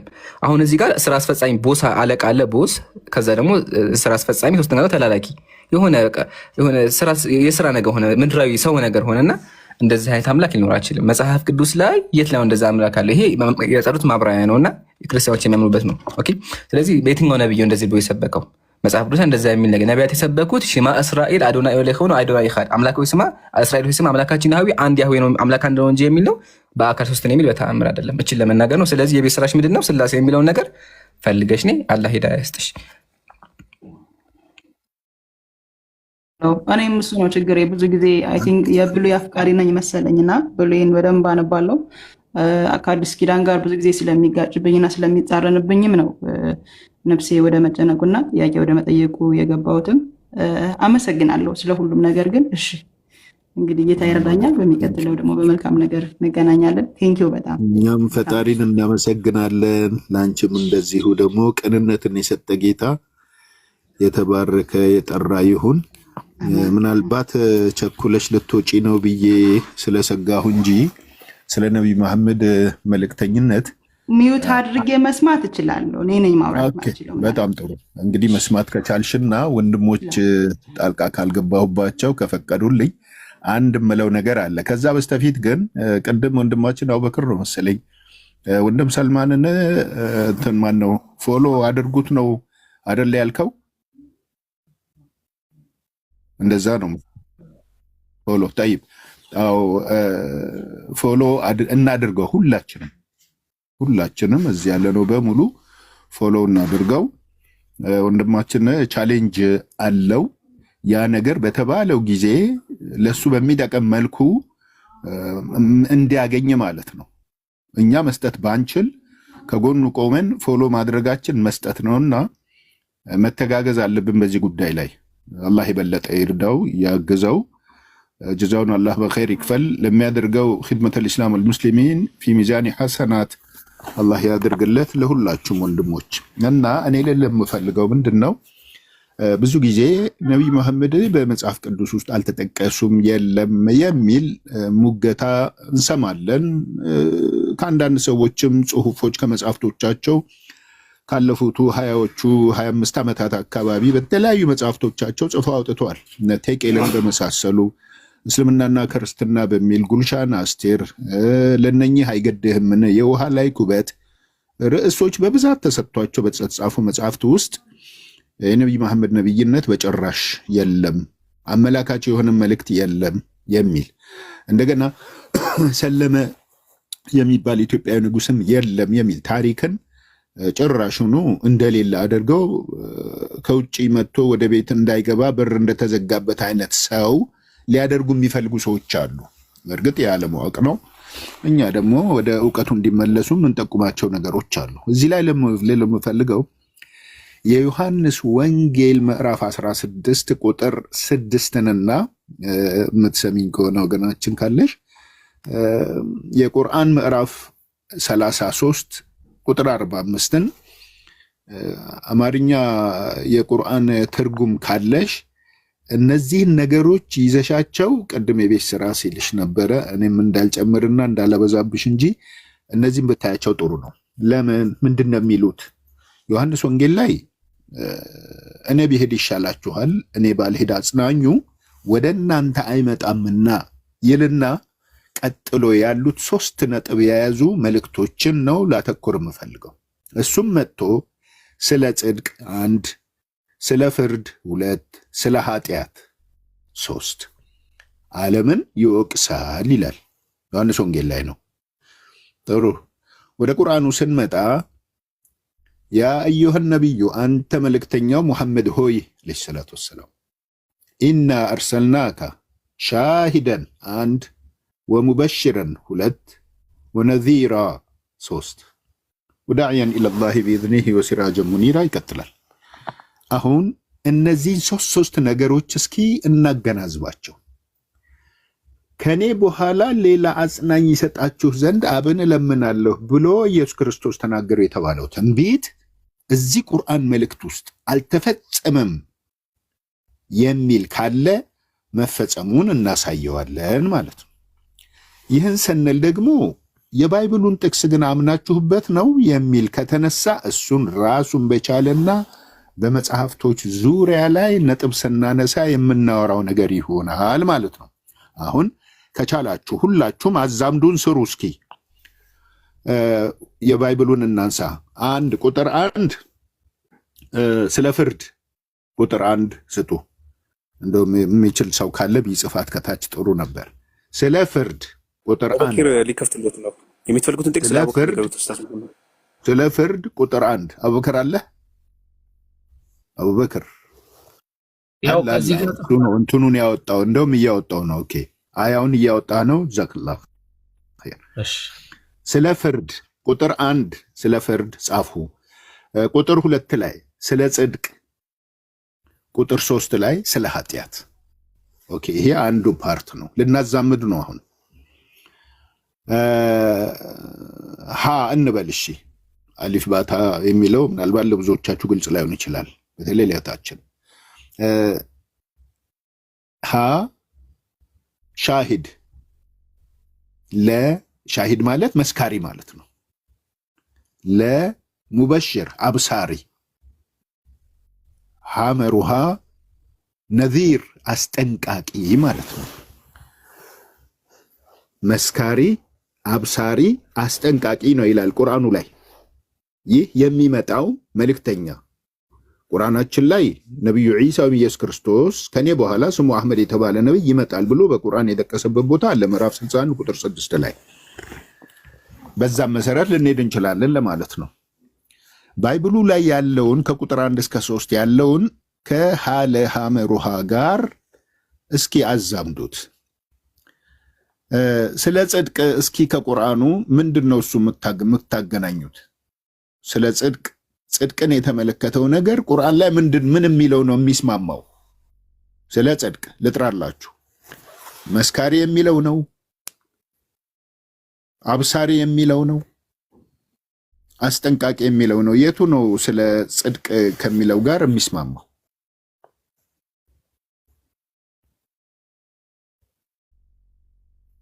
ሚዩቱን አንስቶ የሚመልስ ወይ ደግሞ ሄለን ራስሽን ብትሆኝ ከቻልሽ። በወረቀት ነገር ከሆነ ያዝሽው፣ ግን ስራ እየሰራሽ ይመስለኛል።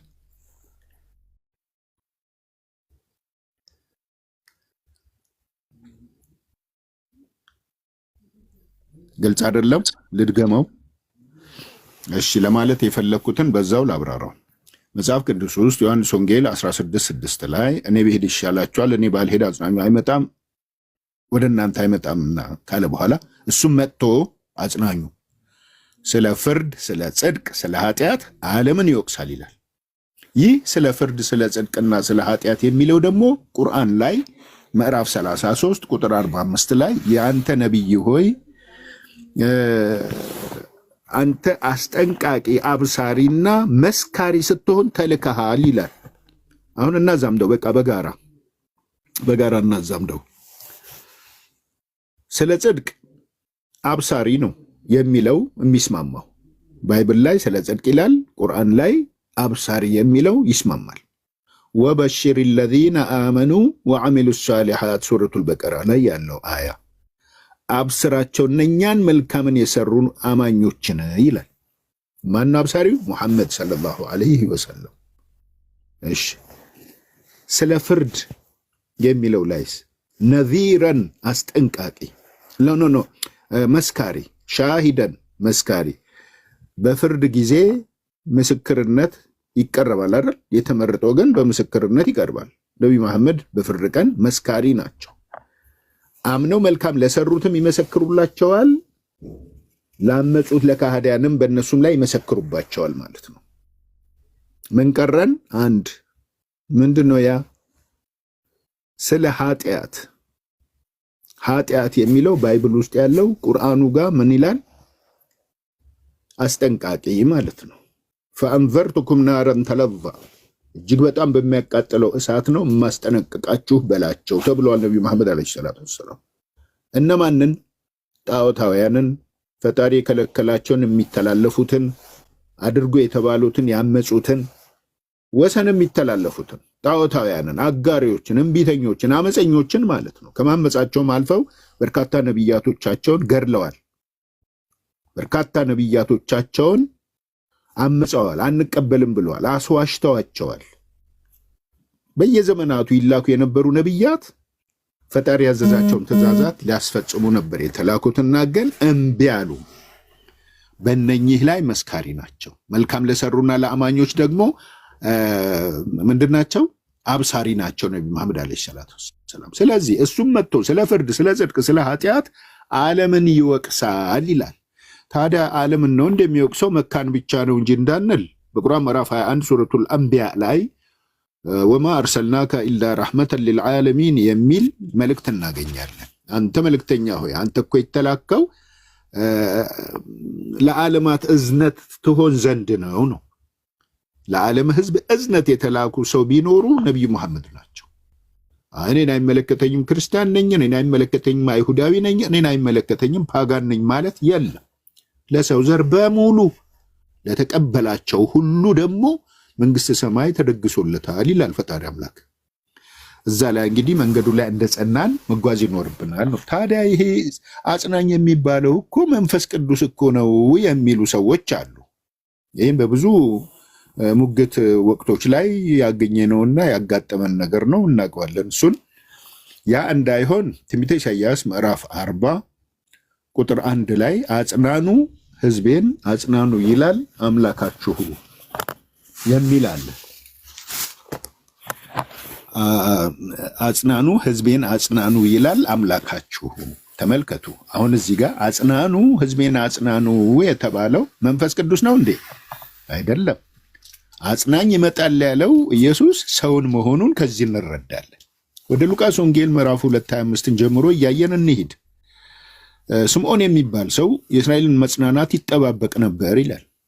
ማርያምና ዮሴፍ ኢየሱስን በ12 ዓመቱ ይዘውት በሄዱ ጊዜ ይህ ስምዖን የተባለ ሰው ኢየሱስን ሲያዩ ምንድን ያለው? ወደ እሱ አስጠግቶ አቀፈውና ወደ ፈጣሪው የሚከተለውን ቃላት ተናገረ። ምናልባት ጥቅሱን ተሳስቼ እንዳይሆን ቦታውን ገብታችሁ አረጋግጡልኝ። ተናገረ። ምን አለ? ጌታ ሆይ አሁን ዓይኖቼ የሕዝብህን ማዳን አይተዋል፣ የሕዝብህን መጽናናት አይተዋልና ከአሁን በኋላ ባሪያህን እንዳሻ ልታሰናብተው ትችላለህ አለ። ብሞትም አይቆጨኝም ነው። በሰዓቱ ኢየሱስ ማን ሆኖ ነው? አጽናኝ ስለነበረ የእስራኤልን መጽናናት ይጠባበቅ ስለነበረ ሲያየው ተደስቶ ይህን ጸሎት ጸለየ። በማን ነው እስራኤል የምትጽናናው? በኢየሱስ። ከኢየሱስ በፊት እሳ ህዝብን አጽናኑ የተባሉ ሰዎች ጻድቆች ሰዎች ነበሩ። ኢሳይያስ 40 ቁጥር 1 ላይ እሱስ ደግሞ ኢየሱስ መልሶ ምን አለ? ከእኔ በኋላ ደግሞ ሌላ አጽናኝ ይሰጣችሁ ዘንድ አለ። ኢማጂን እዚህ ጋር በደንብ ረግጠን ቆመን ማስተዋል ያስፈልጋል። አንዳንድ ሰዎች ነቢዩ መሐመድን ስለጠሉ ብቻ ይህን ማገናዘብ የለባቸው ማለት አይቻልም። ማገናዘብ አለበት። የሚጠላም ቢሆን ያገናዝብ። ባይሆን ካገናዘበ በኋላ አልቀበልም ይበል እንጂ ካገናዘበ እውነቱ ወደሱ ሳይመጣ አይቀርም። እውነቱ ደግሞ አርነት ያወጣል ተብሏል። ስለዚህ ይችንም በዛው ያዝ ብታረጊያት ለማለት ነው። ይበቃኛል፣ በዚሁ ላሳጥረው። ወንድሞች ጀዛኩሙላሁ ኸይረን፣ በዛው ብትቀጥሉ መልካም ነው።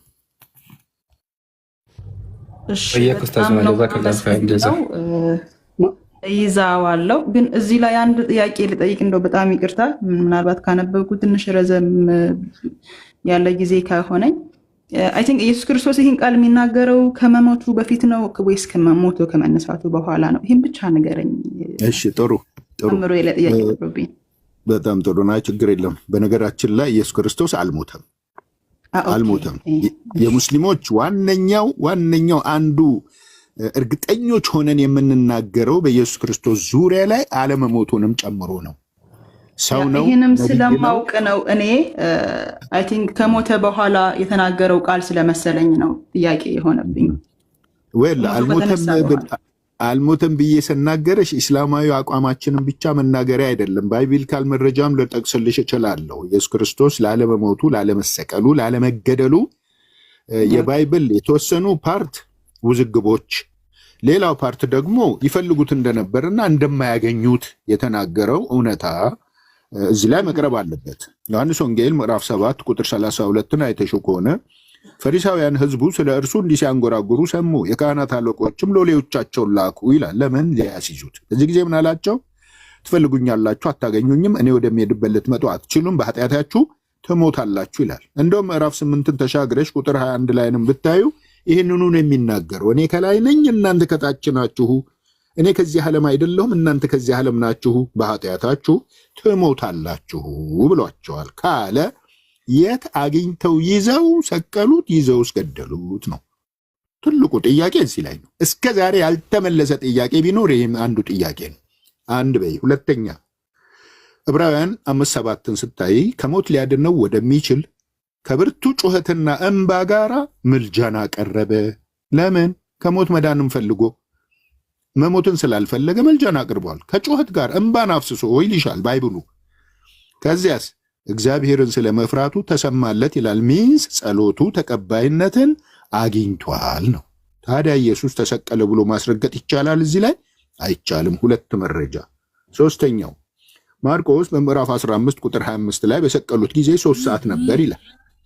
በፕሮቴስታንቶች ቀለል ባለ አማርኛ በተተረጎመው በ1980 እና በ1997 66ቱ ባይብል ውስጥ ከጠዋቱ የምትል ተጨምራለች። እዛ ላይ ከጠዋቱ 3 ሰዓት ነበር ይላል። ማርቆስ ነው ያለው ይሄንን። ዮሐንስ ደግሞ በምዕራፍ 19 ቁጥር 14 ላይ ደግሞ ጲላጦስ እንካችሁ ንጉሳችሁ ብሎ አሳልፎ በሰጣቸው ጊዜ ስቀለው፣ ግደለው፣ ንጉሳችሁን ልስቀለውን ሲላቸው ከቄሳር በቀር ንጉስ የለንም ስቀለው፣ ግደለው ብለው የጮሁበት ሰዓት 6 ሰዓት ነበር ይልሻል። እንግዲህ አንድ ሰው ላይ ነው ይሄ ሁሉ ነገር። ሞተም የተባለው አልተሰቀለም የተባለው አንድ ሰው ነው። ተፈረደበትም የተባለው አንድ ሰው ነው። ያው ኢየሱስ ክርስቶስ ማለት ነው። ሁለት ሰዎች አይደሉም ልልሽ ነው። እዛ ጋር ፍርዱ 6 ሰዓት ተባለ። ምን ብሎ አልፎ ሄዶ ስቅለቱስ ገና በጊዜ በጠዋቱ 6 ሰዓቱ ከመድረሱ 3 ሰዓት ቀደም ብሎ ተሰቀለ ተባልሽ። ጠዋት ላይ የተሰቀለው ሰው ላይ 6 ሰዓት ላይ እንዴት ነው የሚፈረድበት? ፍርድ ነው መቅደም ያለበት ወይስ ስቅለት ነው መቅደም ያለበት ብለሽ እንድትጠይቂ ያደርግሻል። ጥቅሶቹን ሰጥቼሻለሁ። ማርቆስ 15:25፣ ዮሐንስ ወንጌል 19:14። ይሄ ትልቅ ውዝግብ እያለ ኢየሱስ ክርስቶስ ተሰቅሎ ሞቷል፣ ለኃጢአታችን ቤዛ ሆኗል ማለት ማንኛውም ክርስቲያን አይችልም። ይሄው ከማስረጃ ጋር ነው እየተፋጠጥን ያለ ነው። 3 በይ። አራተኛው ማቴዎስ ወንጌል 12:38 ጀምሮ ያለው ነው። መምህር ሆይ ተአምርን አሳየንና ይበቃናል ባሉት ጊዜ ይህ አመንዝራ ትውልድ ተአምራትን ይፈልጋል ወይም ተአምራትን ይሻል፣ ከነቢዩ ከዮናስ በቀር ተአምር አይሰጠውም። ዮናስ በአሳ ነባሪ ሆድ 3 ቀን ከ3 ሌሊት እንደቆየው የሰው ልጅም በምድር ልብ ውስጥ 3 ቀን ከ3 ሌሊት ይኖራል አለ። ሚንስ ዮናስ አልሞተም። አሳ ነባሪ ሆድ ውስጥ እንዳልሞተ እርግጠኛ ከሆነን ኢየሱስ ክርስቶስም አልሞተም ነበር ማለት ነው። እንግዲህ ተቀበረም ከተባለ አልሞተም፣ ሳይሞት ነው የተቀበረው ማለትን ያስይዛል። 3 ቀንና ከ3 ሌሊቱም ትንቢቱ አልተፈጸመም፣ በጭራሽ አልተፈጸመም። ባለጸጋው ዮሴፍ እኮ አስከሬኑን ከጲላጦስ ላይ ለምኖ ወስዶ በነጭ ጨርቅ ከፍኖ ከአለት በተዋቀረ ለራሱ ባዘጋጀው መቃብር ላይ ወስዶ ሲቀብረው አርብ ሙሉ ቀን አልቆ አርብ ምሽት ነበር ይላል። አርብ ምሽት ነው ይህን ያደረገው ባለጸጋው ዮሴፍ። ወል አርብ አልቋል ሙሉ ቀን፣ ምሽቱን 1 ብለን እንቁጠር፣ በማግስቱ ቅዳሜ 1 ቀን እንበል። እሺ የተባለው 3 ቀንና ከ3 ሌሊትን እንቁጠር ለማለት። ቀጥሎ ማን ያለው? ለእሁድ አጥቢያ ቅዳሜ ምሽት 2 ምሽት ከ1 ቅዳሜ ቀን ብቻ ነው የሚቆጠረው። 3 ቀን ከ3 ሌሊት የት አለ? 3 ሙሉ ሌሊት 3 ሙሉ ቀን እንፈልጋለን ብንል አናገኝም። እነኚህ ሁሉ ዝግቦች እያሉ ኢየሱስ ክርስቶስ ተሰቅሎ ለኃጢአቴ ቤዛ ሆኖልኛል ማለት አይቻልም። ይህ በእንዲህ እንዳለ ይሁንና ለዚህ ለክርስቲያኑ ማህበረሰብ ኢየሱስ ተሰቅሎ ለኃጢአቴ ቤዛ ሆኗል ለሚለው ህዝብ በሙሉ ኢየሱስ ነው ባለውለታ ወይስ አስቆሮታዊ ይሁዳ ነው ባለውለታ የሚል ደግሞ ሌላ ጥያቄ ይነሳል። ይሁዳ በ30 ብር ያለበትን ቦታ ወስዶ ባይጠቁምና 30 ብር ተቀብሎ እሱን ባይሰጣቸው ባያሳያቸው ኖሮ ኢየሱስን አግኝቶ አይሰቅሉትም ነበር አይገድሉትም ነበር የሚለው ነጥብ ይመጣል አይደል? ጥሩ እንግዲያውስ እሱ ባለው መሰረት ከሆነ ይዘው የገደሉት ለህዝቡ ለኃጢአቱ ቤዛ ለመሆን ባለውለታው ማን ነው መሆን ያለበት? ይሁዳ ወይስ ማን? የይሁዳ አሟሟት እንዴት ነው? በማቴዎስና በሐዋርያት ሥራ መጽሐፍ መሰረት ታንቆ ሞተ ይላል። ማን አነቀው? ራሱን በራሱ ወይስ ሌላ ወገን ነው መጥቶ ያነቀው? አይታወቅም። ታንቆ ሞተ ብቻ ነው የሚለው። ሌላኛው መጽሐፍ ላይ ደግሞ በአፍጢሙ ተደፍቶ በፊት ለፊት ተደፍቶ ወድቆ ሆዱ ተተርትሮ አንጀቱ ተዘርግፎ ሞተ ነው የሚልሽ። በ30 ብር የካህናት አለቆች እኛ ምን አግዶን አንተ በሰራህ ወንጀል እለፍበት እንጂ እኛ ምን አገባን ብለው ለእንግዶች የመቃብር ቦታ መግዣ እንዲሆን 30 ብር ወደ መባ አንጨምረውም ብለው ወሰዱ ይላል። ሌላ ቦታ ላይ በ30 ብር የመቃብር ቦታ ገዛ ይላል። ይሁዳን የገዛው ወይስ የካህናት አለቆች ናቸው የገዙት? እዚህ ውስጥም ውዝግብ አለ። እዛ ጋር 3 ቀን ከ3 ሌሊት አልተፈጸመም። እዛ ጋር ቀጥሎ እንደገና ራሱን በዮናስ ምሳሌ አድርጎ ዮናስ በዓሣ ነባሪ ሆድ 3 ቀን ከ3 ሌሊት እንደቆየው የሰው ልጅም ብሎ ኢየሱስ ክርስቶስ ራሱን ሰው ያለውን ኢየሱስን አምላክ ነው ለሚሉ ሰዎች እዚህ ጋርም ሌላ ነጥብ እናስቀምጣለን። ይህ ሁሉ ተሰፍሮ ተመዝኖ የማያልቅ የሆነ ውዝግብ ኢየሱስን ተሰቅሏል አያሰኘውም። አጠር ባለ አገላለጽ ሲገለጽ ማለት ነው። እና በዚህ ምክንያት ነው ኢየሱስን አልተሰቀለም አልተገደለም የምንለው። ቁርአን ድምድም ባለ አገላለጽ በተደመደመ አገላለጽ ግልጽ ሊሆን በሚችል ሁኔታ ወማ ቀተሉሁ ወማ ሰለቡሁ አልገደሉትም አልሰቀሉትም ዒሳን የመርየምን ልጅ ይላል። ወላኪን ሹቢሐ ለሁም በሰዓቱ የሰቀሉና የገደሉት ሰው ዒሳን መስሏቸዋል። በሱ ተመስሎ ታይቷቸው ሰቅለዋል ሌላን ሰው። ስለዛ ሰው መሰቀል አያገባንም። እኛ እያወራን ያለነው ሆነ የሚመለከተን የዒሳ አለመሰቀልና አለመገደል ጉዳይ ብቻና ብቻ ስለሆነ ማለት ነው። እዚህ ላይ አንዳንድ ሰዎች ለጠይቁት ጥያቄ ምላሽን ከመስጠት ይልቅ ምን ይላሉ? ታዲያ እሺ የተሰቀለው ሰው ማን ነው? ምን ኃጢአት ሰርቶ ነው? ምንም ኃጢአት ያልሰራው ሰውዬ እንዴት ነው እሱ በሱ ተመስሎ ተሰቀለ የምትሉን? ይሉናል። ተሰቀለ መቻለን እኛ ተሰቀለ በሰዓቱ መስሏቸዋል። እነሱ የሰቀሉት ሰው የገደሉት ሰው ኢሳን መስሏቸው ያደረጉትን አድርገዋል። ሲቀጥል ኢሳስ ወንጀለኛ ሆኖ ነው እንዴ ለስቅለት የቀረበው? ወንጀለኛ ሆኖ ነው? ያህያስ፣ ዘከርያስ፣ አንቢያዎች፣ ነቢያቶች እስራኤል ምድር ላይ ያ ሁሉ ነቢይ ሲጨፈጨፍ የነበረው ኃጢአት ሰርቶ ነው አይደለም። ስለዚህ አሁንም መጽሐፉን ማንበብና ማገናዘብ ያስፈልጋል። እኛ ከመሬት ተነስተን አይደለም። በአንድ በኩል ባይብልን በቁርአን ፓወር ማየትና መመርመር ስለምንችል ቁርአን የማንኛውም መጽሐፍ ተቆጣጣሪ ዊነር የሆነ መጽሐፍ ስለሆነ እዛ ላይ ሆነን ሁሉን ነገር መቃኘትና ማየት ስለምንችል ነው። ይህ ፓወር ኢስላም ላይ ስላለን በዚህ እይታ ነው የምናየው ለማለት ነው። በዚሁ አሳጥራለሁ። አመሰግናለሁ። ኦኬ እሺ፣ እኔም አመሰግናለሁ። በሚገርም ሁኔታ አይ ቲንክ ጥያቄዎች ሁሉ ቀስ እያሉ እየተመለሱልኝ ነው።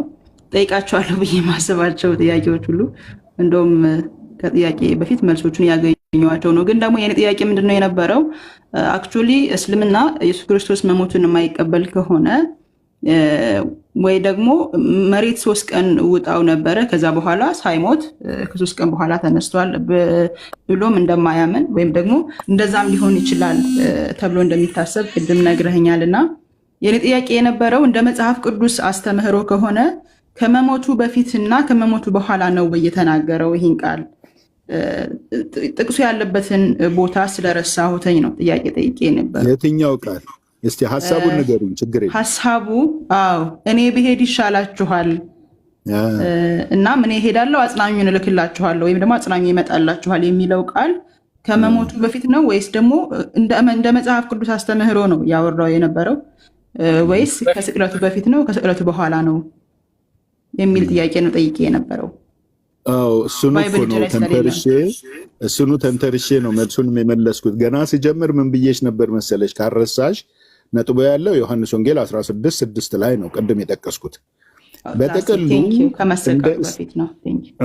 እንደ እስልምና አቋም አልተሰቀለም፣ አልተገደለም። ቁርአናዊ መረጃችን በብቃት ያስቀመጠው ነው፣ እዛ ላይ ነው እምነታችን ብያለሁ።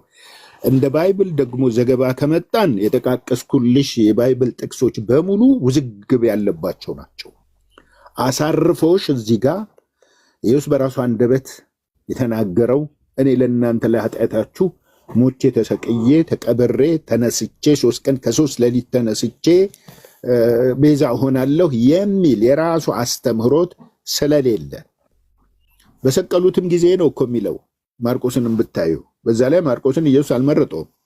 ደቀ መዛሙርቱ ውስጥ ስም ዝርዝር ውስጥ የለም። ሉቃስ፣ ማርቆስ፣ ጳውሎስ የሉም፣ ሶስቱም የሉም።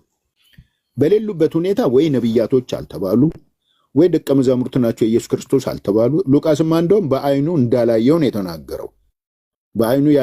በአይኑ ያዩት ሰዎች የቃሉ ማገልጋይ የነበሩ ሰዎች እንዳስተላለፉለት እንደጻፈ ነው ኢንትሮዳክሽን ላይ የምናየው ሉቃስ ላይ። እነኚህ ሰዎች ከየት አምጥተው ነው ይሄን አይነትን ዘገባ የጻፉት የሚልም ሌላ ጥያቄ ይነሳል እኮ። ዮሐንስ ላይም ብታይ ጲላጦስ እንካችሁ ንጉሳችሁ አላቸው ነው የሚል። የኢየሱስ ንግግር አይደለም እዚህ ላይ የሚስተዋለው እኮ የደቀ መዛሙርቶቹ ንግግር ነው እየታየ ያለው። ዮሐንስ ለዛም ከክርስቶስ እርገት 90 ዓመት በኋላ ወንጌሉን እንደጻፈው የ1972 የአማርኛው መዝገበ ቃላት የአማርኛው መጽሐፍ ቅዱስ መዝገበ ቃላት ያስረዳል። ከክርስቶስ እርገት 90 ዓመት በኋላ ወንጌሉን እንደጻፈው። እስከዛ ድረስ ያ ሁሉ መልእክት በምን ነበረ ሰው የሚመራው? ለዛውም በመጀመሪያ ቃል ነበረ፣ ቃልም በእግዚአብሔር ዘንድ ነበር፣ ቃልም እግዚአብሔር ነበረ፣ እስከ 14 ድረስ ቃልም ሥጋ ሆነ የሚለውን ብዙዎች ሰዎች ስለ ኢየሱስ ክርስቶስ ቃል መሆን ነው ብለው ይናገራሉ። እስከ 90 ዓመት ድረስ ይህ ቃል የት ነበረ የሚልም ጥያቄ ያስነሳል። አሁን ወደዛ እንሄድም እንጂ ሲቀጥል ጳውሎስ ስለ ኢየሱስ ክርስቶስ ብዙ ነገር ተናግሯል። ከየት አምጥቶ ነው የተናገረውን የጻፈውን ጽሑፍ የፈጣሪ ቃል ነው ብሎ ሰው የሚቀበለው? እንዲህ አይነት የዋህነት እኮ ያስጠቃል እኮ። በየዋህነት ዝም ብሎ መቀበል ነው አይሆንም። ማስተንተንና ማገናዘብ ያስፈልጋል። ስለዚህ የቅድሙ የጠየቅሽውን ጥያቄ ከመሞቱ በፊት ነው ወይስ ከሳይሞት በፊት ነው ይህን የተናገረው የሚል ጥያቄ አያስነሳም። ለምን መሰለሽ የማያስነሳው? ሞቶም ይሁን አይሙትም መልእክቱ ግን ግልጽና ግልጽ መልእክት ነው። ከኔ በኋላ ሌላ አጽናኝ ይሰጣችሁ ዘንድ አብን እለምናለሁ ያለው። ኦኬ፣ ያስተማረው ኢየሱስ ለስንት ዓመታት ነው? 3 ዓመት እኮ ነው አይደለም እንዴ? ሊያስተምር ሲጀምር እድሜው 30 ዓመቱ እንደነበረ ሉቃስ ላይ ተጽፏል። በምድር ላይ የተመላለሰው በማስተማር 3 ዓመት ነው። በአጠቃላይ 33 ዓመታትን እንደቆየ ነው የሚነገረው። ኦኬ፣ ቀድሞ ይሁን ከኋላስ ይሁን መች ተዘገበ? በምን እንወቀው ይሄንን? እንደውም እኮ ይህን ጥያቄ አንቺ ነሽ ማምጣት ያለብሽ የነበረው፣ ግን እኛ እንጠይቅም፣ አምጪ በግድ አንልም። የምታውቂው ከሆነ ትነግሪናለሽ፣ የማታውቂው ከሆነ ደግሞ ግዴታ የለብሽም። እና ይሄ የተናገረው እኛ ብንጠይቅ ይሄን ጥያቄ ማን ነው የሚመልስልን? ከመሞቱ በፊት ነው ወይስ ከመሞቱ በኋላ ብንል መልስም ይሰጠን ማን? እና ይሄንንም አብሮ ማያያዝ ያስፈልጋል። ከዛው ተነስቼ ነው የመጀመሪያ ምላሹንም ሳቀርብልሽ የነበረው ለማለት ነው። ቴንኪው። እሺ፣ አመሰግናለሁ። ሌሎችም እድል ይሰጠን እያሉ ነው። ቴንኪው በጣም አይ እኔም ጥያቄ የጠየኩት አክቹዋሊ ቃሉን ብቻ ለማወቅ ነበረ። ተመልሶልኛል። ተባረኩ። በጣም አመሰግናለሁ። ይቅርታ ጊዜያችሁን ስለወሰድኩኝ፣ ጊዜያችሁን ደግሞ ሰጥታችሁ ስላዋራችሁኝም አመሰግናለሁ። በሌላ ጊዜ እንግዲህ አምላክ ፈቅዶ ለመገናኘት ያብቃን። መልካም ምሽት ይሆንላችሁ። ቴንኪው ሁሴን፣ አመሰግናለሁ ስላስገባችሁኝም ጥያቄንም ስራት ስለመጣችሁ። ሄለን ግን ይሄ የስቅለቱ ትርክት 19 ላይ ነው ያለው።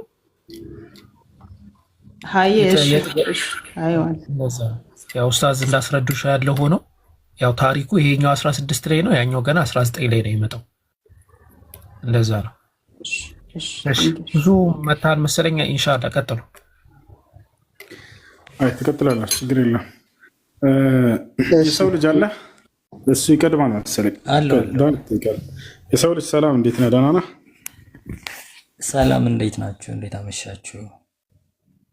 አለን አልሐምዱሊላህ። እሺ ጥያቄ አለ? ጥያቄ አለኝ። ያውም በጣም ብዙ ጠብቄያለሁ ይህንን እድል ለማግኘት። አይ አብሽር ጠይቅ። በመጀመሪያ የምታስረዱበት እርጋታና ስነስርዓት በጣም ደስ ይላል። ብዙም እንደዚህ አልገባም። እንደ አጋጣሚ ስገባ ስትነጋገሩ ስሰማ ልጅቱን ማጠያየቋ አሪፍ ነው። የእናንተም ማመላለስ ጥሩ ነው።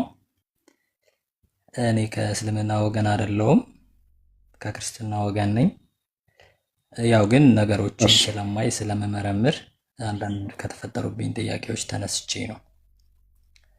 የመጀመሪያው ጥያቄ የኢሳን ውልደት በተመለከተ ነው። ሁለተኛው ጥያቄ ደግሞ ዘካሪያ፣ ስለ ነቢይ ዘካሪያ ነው።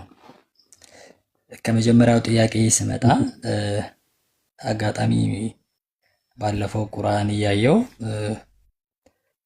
ስለ ኢሳ አወላለድ በመሬም ውስጥ እንዴት እንደተጸነሰ እያየው ነበርና ያለ መልእክተኛ ጅብሪል በመሬም ማህፀን ቃሉንና መንፈሱን ብቻ እንዳኖረ ይናገራል። በቅንፍ ውስጥ ይሁን የሚለው ቃል አለ። ግን ብዙ ጊዜ በቅንፍ የሚቀመጡ ቃሎች ያው እንደ አማራጭና እንደሆነ ስለሚታወቅ ቃልና መንፈሱን ይላል። በመሬም ማህፀን ውስጥ ጅብሪል ጣለ ይላል እና ይሄ ነገር እንዴት ነው የሚብራራው? እኔ ራሴ የተረዳሁት ነገር እንዳለው ነው። በእስልምና እንዴት ይብራራል? በአጭሩ ብታስረዱኝ ደስ ይለኛል። ሌላም ሰዎች ስላሉ ሰዓትም እየመሸ ስለሆነ ሁለተኛውን እጠይቃለሁ። ይሄኛውን እንደተመለሰልኝ የዘካሪያን። እሺ የመሲሁ የዒሳ ዓለይሂ ሰላም አወላለድ በቅንፍ ውስጥ ያለችው ምንድን ነው ያልከው? በቅንፍ ውስጥ ያለችው ምንድን ነው ያልከው? ይሁን የሚል ቃል አለ። የይሁን ቃሉንና ይሁን የሚል ቃል እሱ ተጨማሪ አይደለች። በቅንፍ ውስጥ የምታያቸው ነገራቶች አንዴ ተራርቻለሁ። ጥያቄ ይህ አሁን መጠየቅ የፈለገው እርሱ የት ይገኛል? ሱረቱ ኒሳ መጨረሻው ገጽ ላይ ይገኛል። يقول الله سبحانه وتعالى يا أهل الكتاب لا تغلوا في دينكم ولا تقولوا على الله إلا الحق إنما المسيح عيسى ابن مريم رسول الله وكلمته ألقاها إلى مريم وروح منه فآمنوا بالله ورسله ولا تقولوا ثلاثة انتهوا خيرا لكم إنما الله إله واحد سبحانه أن يكون له ولد له ما في السماوات وما في الأرض وكفى بالله وكيلا إله زوتها لاي بكأن في المتاعة بقرآن لاي የሰው ሐሳብና ተጨማሪ ንግግሮች እንዳይመስላችሁ በዛቻል ተጨማሪ እንዳይመስላችሁ። ታዲያ ከየት ነው ከተባለ ከዛው ከቁርአን ናቸው። እንደሚታወቀው የሰው ልጅ ቀዋዒዱ ተፍሲር የሚባል አለ ከኛ ጋር የቁርአን ትርጓሜን የምንረዳበት የሆኑ መርሆች ማለት ነው። የተፍሲር ህግጋቶች፣ የተፍሲር መርሆች እነሱም አልቁርአን ይፈሰር بالقرآن የመጀመሪያው ምንድነው? ቁርአን በቁርአን ይተረጎማል። ሁለተኛው ቁርአን በሐዲስ ይተረጎማል። አልቁርአን ይፈሰር بالسنة أو حديث النبي عليه الصلاة والسلام። ሌላኛው አልቁርአን ይፈሰር بأقوال الصحابة والقرآن يفسر كذلك باللغة العربية لأن القرآن نزل باللغة العربية። እነዚህ ቦታ ላይ ሁን የምትለው ቃል ለምሳሌ ቁርአን በቁርአን ይፈሰራል ሲባል ጊዜ ይተረጎማል ሲባል ጊዜ በቁርአን ላይ የሆነ ቦታ ላይ አላህ ስብሐነሁ ወተዓላ ሙጅመል የሆነ ቃል ያመጣል፣ ጥቅላዊ የሆነ ቃል ማለት ነው። በሌላ ቦታ ላይ ደግሞ ያንን ጥቅላዊ ቃል ያንኑ አርእስት በሌላ ቦታ ተፍሲል ያደርገዋል፣ ያብራራዋል፣ ይገልጸዋል። ለምሳሌ በቁርአን ላይ ምን ይላል? ከእርሱ በሆነ ቃል አለ። አሁን አንተ ያመጣህበት እሱን ራሱ ምሳሌ ላድርግልህ። ገብቷችኋል? ከእርሱ በሆነ ቃል አለ። ያቺ ቃል ምንድን ነች ብለን ብንጠይቅ ራሱ ቁርአን የነገረንን ያችን ቃል ነው ቁጭ ያደረጉልህ በቅንፍ። ምንድነች ያቺ ቃል? ይሁን ቃል ነች ብለው አስቀመጡት በቅንፍ። ኦኬ፣ ይቺ ይሁን ቃል የሚለውን ከየት ነው ያመጡት? ከቁርአን ውጭ ነው? አይደለም። የት ነው? በሱራ አሊ ዕምራን ላይ ከሱ በፊት ያለው ምዕራፍ ላይ ነው ያገኟት።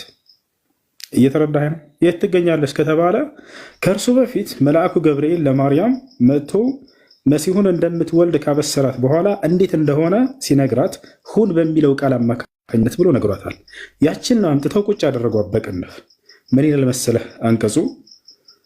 ወኢዝ ቃለት ልመላኢከቱ ያ መርየሙ ኢና ላሃ ዩበሽሩኪ ቢከሊመት ሚንሁ እስሙሁ ልመሲሑ ዒሳ ብኑ መርየም ወጂሃን ፊ ዱንያ ወልአኺረቲ ወሚን አልሙቀረቢን ወዩከሊሙ ናሰ ፊ ልመህዲ ወከህለን ወሚን አሳሊሒን ቃለት ረቢ አና የኩኑ ሊ ወለዱን ወለም የምሰስኒ በሸር ቃለ ከዛሊከ ላሁ የኽሉቁ ማ የሻእ ኢዛ ቀዳ አምረን ፈኢነማ የቁሉ ለሁ ኩን ፈየኩን። መልአኩ ገብርኤል መጥቶ ለማርያም ያበስራታል። እነሆ አምላክሽ አላህ ከእርሱ በሆነ ቃል አብስሮሻል ብሎ ተናገራት። ከእርሱ በሆነ ብስራት መጣላት። እንደ አጠቃላይ መሲሁን እንደምትወልድ ነገራት።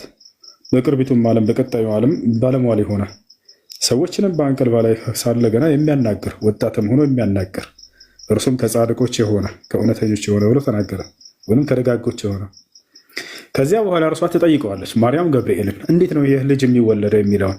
ቃለት አለችም ረቢ አና የኩኑ ሊ ወለድ፣ ለእኔ ልጅ እንዴት ሊኖረኝ ይችላል ጌታ ሆይ አለች። ወለም የምሰስኒ በሸር፣ ወንድ ያልነካኝ ሲሆን አሁን በምን መልኩ እንደሚወለድ ሊገልጽላት ነው። ቃለ ከዛሊከ ላሁ የኽሉቁ ማ የሻእ፣ አምላክሽ አላህ ልክ እንዲሁ ያሻውን ይፈጥራል አላት።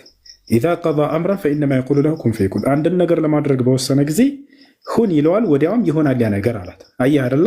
ሁን የምትለውን ቃል ከዚች ወሰዷት እንጂ ከራሳቸው አማርኛውን የተረጎሙ ሰዎች በቅንፍ አስቀምጠዋት አይደለም።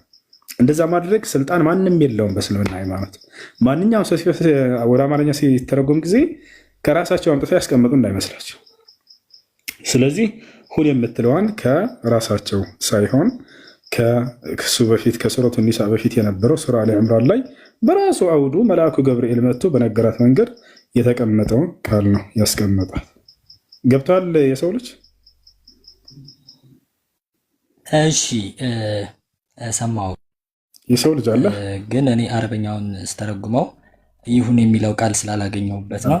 ቀጥታ አረበኛውን ስተረጉመው ይሁን የሚለውን ቃል አልተረጎመልኝም። ብዙ አማራጮችን ተጠቅሜ ያለው ብዙ ጊዜ በቅንፍ ውስጥ የሚቀመጡ ቃላቶች እንደ አማራጭ የሚቀመጡት እንደዚህ ወይም ደግሞ እንደዚህም ብሎ መጠቀም እንዲቻል ነው። በየትኛውም ጥናት ውስጥ ሳየው በዛ መልኩ ይገለጣል። ሌላው ግን እኔ አሁን አንተ አረበኛ የምትለውን አረበኛ መስማት ስለማልችል በአማርኛ እጠረጠር እያደረክ ብታስረዳኝ ደስ ይለኛል። አረበኛን ብቻ ተናግሬ ዝም አላልኩም እኮ የሰው ልጅ፣ ወደ አማርኛ እየቀየርኩልህ ነው። ሁለተኛ እንዴት እንደሆነ ከመጀመሪያው ከታይም አንጻር እኔ ስለማልሰማው ከታይም አንጻር ከእርሱ ካለፈው በተነገረ አውድ አለ። ለምሳሌ ስለ ማርያም ስለ መሲሁ አወላለድ አንድ በሱራ አሊ ዕምራን ላይ ይናገራል፣ በሱረቱ ኒሳ ላይ ይናገራል፣ በሱራ መርየም ላይ ይናገራል። አየህ ሶስት ቦታ ላይ የተነገረውን ሄደህ ሶስቱንም በምን ምን ተባለ በዚህ ላይ ብለህ ስታይ ከዚያ አምጥተው ነው ሙፈሲሮቹ ያስቀመጡት እንጂ ወይም ወደ አማርኛ የቀየሩት ከራሳቸው አይደለም። እንደ አማራጭ የሚቀመጥ ሀሳብ ብሎ በቁርአን ላይ የለም። አይቻልም፣ ማድረግ አይችልም፣ ስልጣኑ የላቸውም። ነገር ግን እዚያ ጋር ስለ በዚሁ አውደ የተነገረውን በዚሁ ጉዳይ ላይ በዚሁ ነጥብ ላይ የተነሳውን ሄደው አይተው በዚህ ቦታ ላይ ሙጅመል የሆነውን ጥቅላዊ የሆነ ንግግር የተነገረውን በሱረቱ ኒሳ ላይ ተፍሲል የተደረገበት ከአሊ ዕምራን ወስደው ነው ቁጭ ያደረጉት እንጂ ከራሳቸው አይደለም። ለምሳሌ ጥቅላዊ ንግግር ያልኩህ አሁን አንተ መጠየቅ የፈለግከው አንቀጽ ላይ ምን ይላል? ከእርሱ በሆነ ቃል ይላል። ይሄ ጥቅል ንግግር ነው። ምን አይነት ቃል ነው? ምን የሚል ቃል ነው የሚለውን ደግሞ ጥያቄ ያስነሳል ማለት ነው። ከእርሱ በሆነ ቃል ምን አይነት ቃል ነው? ምን የሚል ቃል ነው? ይሄንን ከራሳቸው ሀሳብ ቢያስቀምጡ ስህተት ነበር። አየህ አይደለ? ነገር ግን እዚህ ቦታ ላይ የሆነው ምንድን ነው ከተባለ ያ ቃል ምንድን ነው የሚለውን ከእርሱ በፊት በነበረው ምዕራፍ ላይ መልአኩ ገብርኤል መጥቶ ለማርያም የነገራትን ያችን ቃል ነው ሁን የምትለዋል በቅንፍ ያስቀመጡት። እርሱን እንዳለታን በማስረጃ እናሳየህ። ኢምራን ይመቻል ለማውጣት ገብርኤል ራሱ የነገራትን እንጂ የሌላ ሰው ሀሳብ አይደለም፣ የራሳቸውን ሀሳብ አይደለም ያስቀመጡት። ኢምራን ከፍቶ ያሳየህ። አሁን አንተ የፈለግከውን መጀመሪያ የሱረቱ ኒሳ የመጨረሻውን ገጽ አውጣለት ኢምራን። ያ ከላም ሙጅመል ይባላል፣ ጥቅላዊ ንግግር ይባላል። ከእርሱ በሆነ ቃል ብሎ ነው የተቀመጠው። ያ ቃል ምንድነው የሚለውን ደግሞ ቁርአንን ይተረጉመዋልና ቀዋዒድ ተፍሲር ላይ አልቁርአን ይፈሰር بالቁርአን የሚላል ያንን ከእርሱ በፊት ያለው ምዕራፍ ላይ ይተረጉማል። ከሌላ አውድ አይደለም። ከዚሁ ስለ ማርያምና ገብርኤል ያወሩትን ወሬ ብቻ ነው እናመጣለን። አሁን አንተ ያመጣለን ያሳየን። የመጨረሻ የትኛውን የፈለገው መጀመሪያ ሱረቱ ኒሳን መጀመሪያ እሱ የጠየቀውን አውጣለት።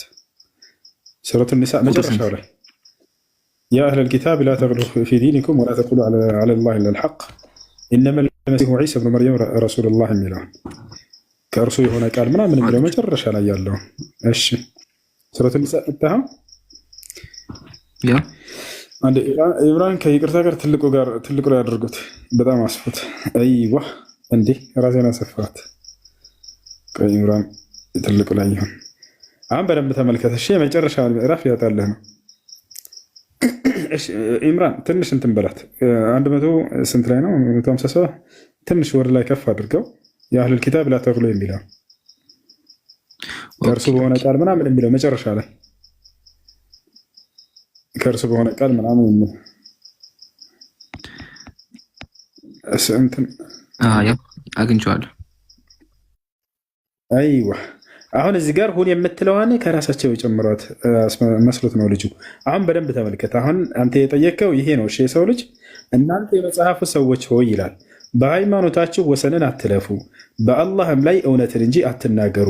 የመርየም ልጅ አልመሲህ ዒሳ የአላህ መልእክተኛ ወደ መርየም የጣላት የሁን ቃሉም ከእርሱ የሆነ መንፈስን ብቻ ነው ይላል። አሁን እዚህ ቦታ ላይ የሁን የምትለዋን ከራሳቸው ነው የጨምሯት የሚል ሀሳብ መጥቶበት ነው። አይደለም እያልኩ ነው። ይህ ቃል የሁን የሚለውን ራሳቸው ከራሳቸው የጨመሩት ነገር ሳይሆን ገብርኤል መጥቶ ለማርያም እንዴት እንደሚፈጠር መሲሁ በነገራት ጊዜ በሁን ቃሉ እንደሆነ ስለነገራቸው ስለተናገረ ባለፈው ምዕራፍ ላይ ያንን ነው አምጥተው እዚህ ቦታ ላይ ቁጭ ያደረጓት። አሁን አሊ ዕምራን ላይ ግባለት። ከእሱ በፊት የነበረው ምዕራፍ ላይ የሁን ቃሉ እንደሆነ ገብርኤል ለማርያም የነገራትን ቃል በቃል ነው። አሁን ደግሞ በቁንፍ አይደለም የምናወጣለን፣ ቀጥታ ቃል በቃል የሁን ቃሉ ብሎ ነው። ቃለት ረቢ አና የኩኑ ሊ ወለዱን የሚለውን ቃለት ረቢ አና እሱ የዘከርያ ነው። ትንሽ ወረድ በል አይዋ አሁን ተመልከት እዚህ ጋር ያው ጌታዬ አለች፣ ጌታዬ ሆይ አለች። ማርያም ነች። ሰው ያልነካኝ ሲሆን ለእኔ እንዴት ልጅ ይኖረኛል አለች። ነገሩ እንዳልሽው ነው። አላህ የሚሻውን ይፈጥራል። አንዳችን በሻ ጊዜ ለእርሱ ሁን ይለዋል፣ ወዲያውም ይሆናል አላት። አየህ አይደለ? አሁን እዚህ ቦታ ላይ በቅንፍ አይደለም የተቀመጠችው፣ ቃል በቃል አረበኛው ላይ ታገኘዋለህ። ስለዚህ ይሄንን ሁን የሚለውን እዚያ ላይ ሄደው ከዚህ ወስደው እንጂ ያስቀመጡት ከራሳቸው እንዲህ እንደው ይሄ ተለዋጭ ሀሳብ ሊሆን ይችላል ብለው የሚያስቀምጡት ነገር አይደለም። ገብቶሃል አይደለ? መልአኩ ገብርኤል ለማርያም በነገራት ቃል ላይ ልጇ እንዴት እንደሚፈጠር በጠየቀችው ጊዜ ወንድ ያልነካኝ ሲሆን እንዴት እኔ ልወልድ እችላለሁ ስትለው ጊዜ ሁን በሚለው ቃል ይገኛል ብሎ ቃል በቃል የነገራትን የአምላክን ቃል ነው እዚህ ያስቀመጡት እንጂ የራሳቸውን ሀሳብ አይደለም በግምት ያስቀመጡት። ይሄ ነው። እሺ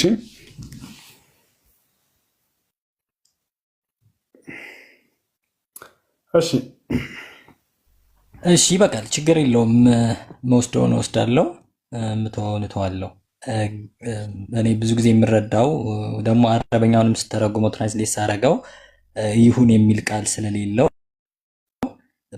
ብዙ ጊዜ ደግሞ እኔ እንደማውቀው እንደተማርኩት በቅንፍ ውስጥ የሚቀመጡ አማራጮች የተለመዱ ስለሆኑ የታወቁ ስለሆኑ ነው።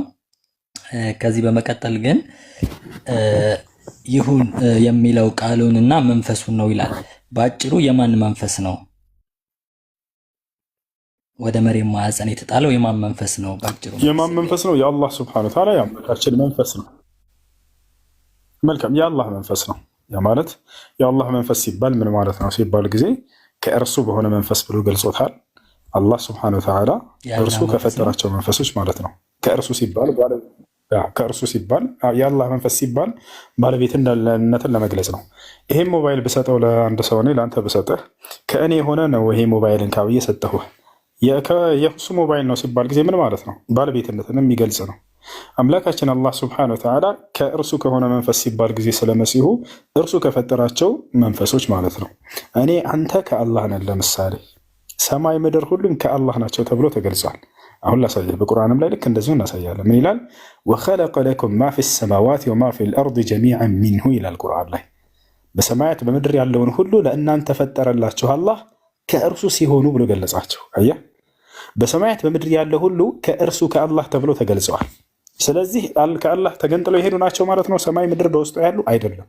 እርሱ የእርሱ ባለቤትነትን ለመግለጽ ነው እርሱ ያስገኛቸው። እንዳውም ከእርሱ መባሉ መሲሁ ልክ ፍጡር መሆኑን ድብን አድርጎ የሚገልጽ ነው። ለምን ከተባቸው እነዚህ ፍጡር የሆኑ ሰማይና ምድር በውስጣቸው ያሉ ሁሉ ከእርሱ ተብሎ ከአላህ ተገልጸዋልና። ይህንንም በቁርአን ላይ እናሳየ። ኢምራን ድጋሚ ክፈትለት። ኢምራን አላህ አለ ያውና ከእርሱ ተብለናል ሁላችንም፣ ልክ መሲሁ ከእርሱ እንደተባለ ማለት ነው። ችግር የለውም ችግር የለውም። ሌላ እዚሁ ላይ አንድ ጥያቄ ጠይቄ ልለፍ። በማስረጃ እንዳየት ነው። ሌሎችም ችግር የለም። ሌሎችም እንዳየት ነው። ሌሎችም እንዳየት ስለምንፈልግ ነው። እሺ አግኝቼዋለሁ ሐቢቢ። ሴት ታወጣለታለ። ሱረቱል ጃፊያ ቁጥር 13 ላይ ኢምራን ጃፊያ ቁጥር 13 ጃፊያ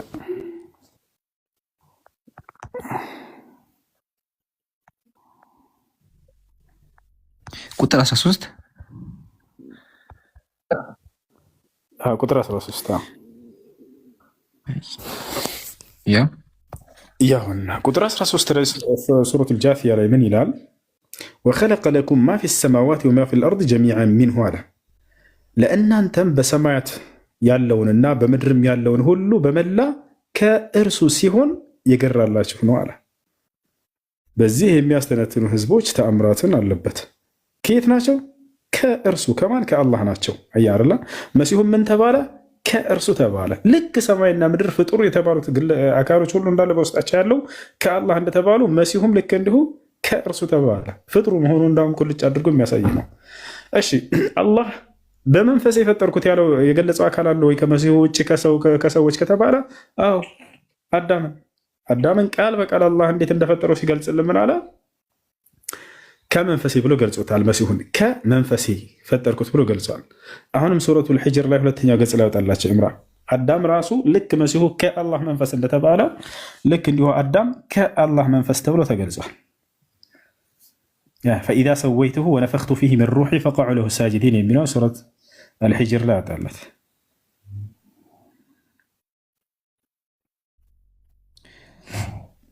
ሱረቱል ሂጅር ቁጥር 29 ላይ ልክ እንዲሁ ሱራ ሳድም ላይ ሁለት ቦታ ላይ እናሳያለን። ሱረቱል ሂጅር ላይ ምን ይላል መሰለህ? ፍጥረቱን ይላል ስለ አዳም እየተናገረ ምን አለ? ፍጥረቱን ባስተካከልኩና በውስጡ ከመንፈሴ በነፋሁበትም ጊዜ ለእርሱ ሰጋጆች ሆናችሁ ውደቁ አለ። ከምን አለ? ከመንፈሴ ብሎ ገለጸ። ማንን? አዳምን። ልክ ኢየሱስን ከአላህ መንፈስ እንደተባለ ማለት ነው። ሳድ ላይ ቁጥር 72 ላይ ያወጣለት እንድገመው። ሳድ ለእኔ ይበቃኛል። ሌሎች ሰዎች ለማስተማር ካሉ ችግር የለውም። ሌሎች እንዳየት ዘንድ ነው። ችግር የለውም። አንተ እንደተረዳ ገብቶ ነው። ምናልባት ሌሎች ማየት የሚፈልጉ ካሉ ኢየሱስን ከመንፈሱ ተብሏልና አምላክ ነው ሊሏቸው ስለሚፈልጉ ይሄንን ነገር በደንብ ይዩት። ያውና 72 ላይ ሳድ ላይ አሁንም እዚህ ቦታ ላይ ከአላህ መንፈስ ተብሏል አዳም።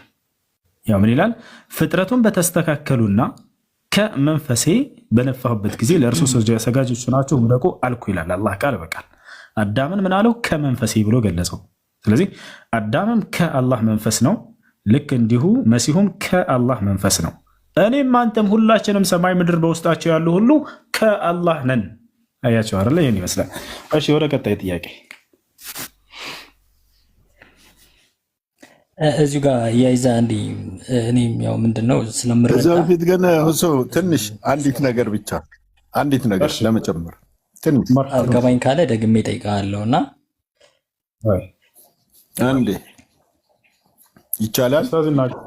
ተናገሩ ኡስታዝ።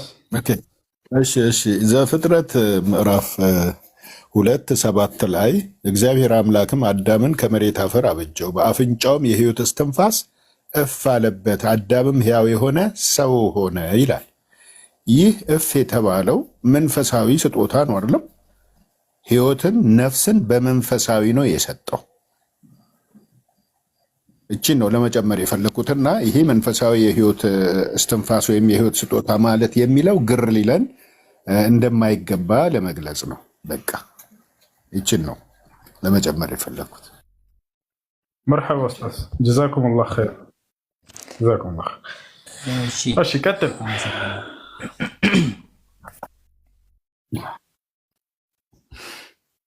እሺ አመሰግናለሁ። መጠየቅ የምትፈልገው ካለ መቀጠል ትችላለህ። ካላ መንፈስ ከመንፈሴ እያደመጥከኝ ነው? ልቀጥል።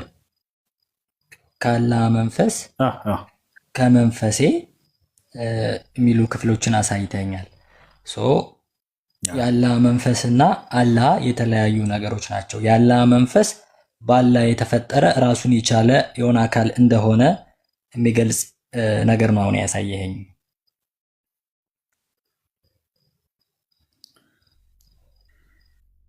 ጨረስክ? አዎ የአላህ መንፈስ ራሱን የቻለ በአላህ የተፈጠረ ሌላ አካል የሆነ ይዘት ያለው አረዳድ እንድረዳ ነው ያደረከኝ። በደንብ አልተረዳህም።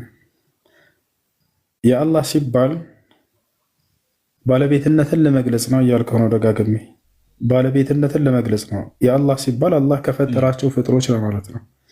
መንፈስ ማለት የአላህ መንፈስ ሲባል መንፈስ ማለት እዚህ ቦታ ላይ ሌላ ምንም ማለት ሳይሆን እኔ አንተ ውስጥ ያለችዋ ከስጋችን ጋር አብራ የምትኖረዋ ነገር ማለት እንጂ ለመሲሁ የተሰጠችው ሌላ ነገር ማለት አይደለም። እነዚህን ለእኛ መንፈሶቻችንን አላህ ሱብሓነሁ ወተዓላ ፈጥሮ አዘጋጅቷቸዋል። መቼ ተፈጠሩ፣ የት ናቸው ወደሚለው አሁን ላስረዳህ። መንፈሶቻችን ወይንም ሩህ ይባላሉ በአረበኛ። አዳም በተፈጠረበት ጊዜ ነው የተፈጠሩት። እስከ ዘመኑ ፍጻሜ ድረስ የሚፈጠር ማንኛውም ሰው ሁሉ መንፈሱ ተፈጥሮ ተጨርሷል። መቼ? አዳም በተፈጠረበት ጊዜ። ነቢያችን ሰለላሁ ዐለይሂ ወሰለም ሐዲስ ላይ ተናግረዋል። ሐዲስ ላይ ሲናገሩ ምን አሉ? አላህ አዳምን በፈጠረ ጊዜ ከጀርባው የሰዎችን ነፍሳት ሁሉ አወጣ ብለው ተናገሩ። የዛኔ ተፈጠሩ። ገብታችኋል አይደለ? አሁን አዲስ የሚፈጠር መንፈስ የለም። የዛኔ ተፈጥረው ተጨርሰዋል። ታዲያ የት ይገኛሉ አሁን ላይ ከተባለ ራሱ ኢስላም መልስ አለ። የሚገርም በአንደኛው ሰማይ ላይ ይገኛሉ። ማን አይቷቸዋል ከተባለ ነቢያችን ሰለላሁ ዐለይሂ ወሰለም ሰባቱን ሰማያት አድርገው በወጡ ጊዜ ምን አሉ? ኢጠለዕቱ ፊ ሰማእ አልኡላ ፈረአይቱ አደም ወረአይቱ ዐን የሚኒሂ ወዐን የሳሪሂ አርዋሕ በኒህ አሉ። ወደ ሰባቱ ሰማይ ባረግኩኝ ጊዜ የመጀመሪያው ሰማይ ላይ ሳርግ አዳምን አገኘሁት፣ ከእርሱም ቀኝና ግራ የልጆቹን ነፍሳት ሁሉ ተመለከትኩኝ አየኋቸው አሉ። ስለዚህ የመሲሁ መንፈስ የዛኔ ከተፈጠረችዋ ከአዳም ልጆች መካከል ከነፍሳቶች መካከል ከነዚያ ነው መጥቶ በመሲሁ ላይ እንዲዘራ የተደረገው። የአላህ መንፈስ ሲባል የነዚያ የነፍሳቶች አስገኝና ባለቤት ስለሆነ ባለቤትነትን ለመግለጽ ነው። ይሄ ሞባይል ከእኔ የሆነ ሞባይል ነው። ብር ሰጠሁትና ለአንድ ሰው ከእኔ የሆነ ብር ነው አልኩኝ።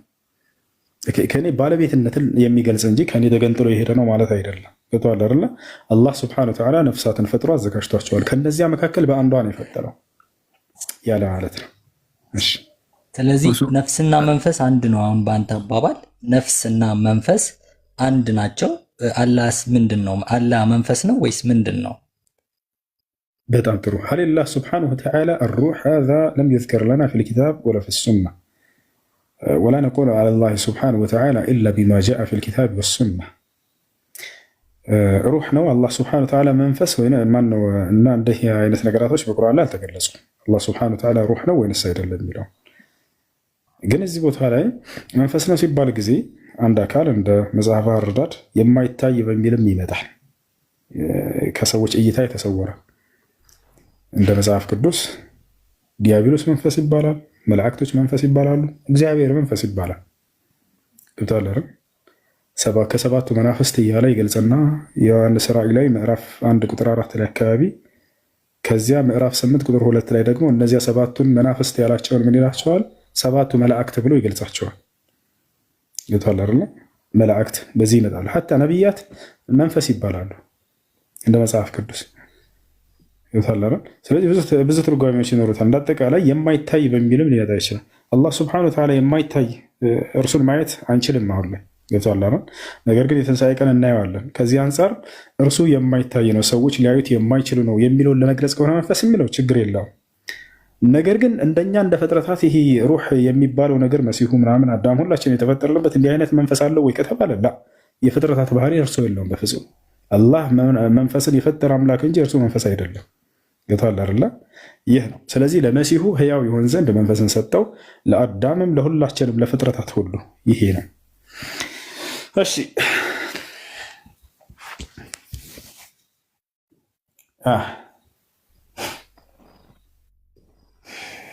እሺ፣ ሌላ ጥያቄ አለ?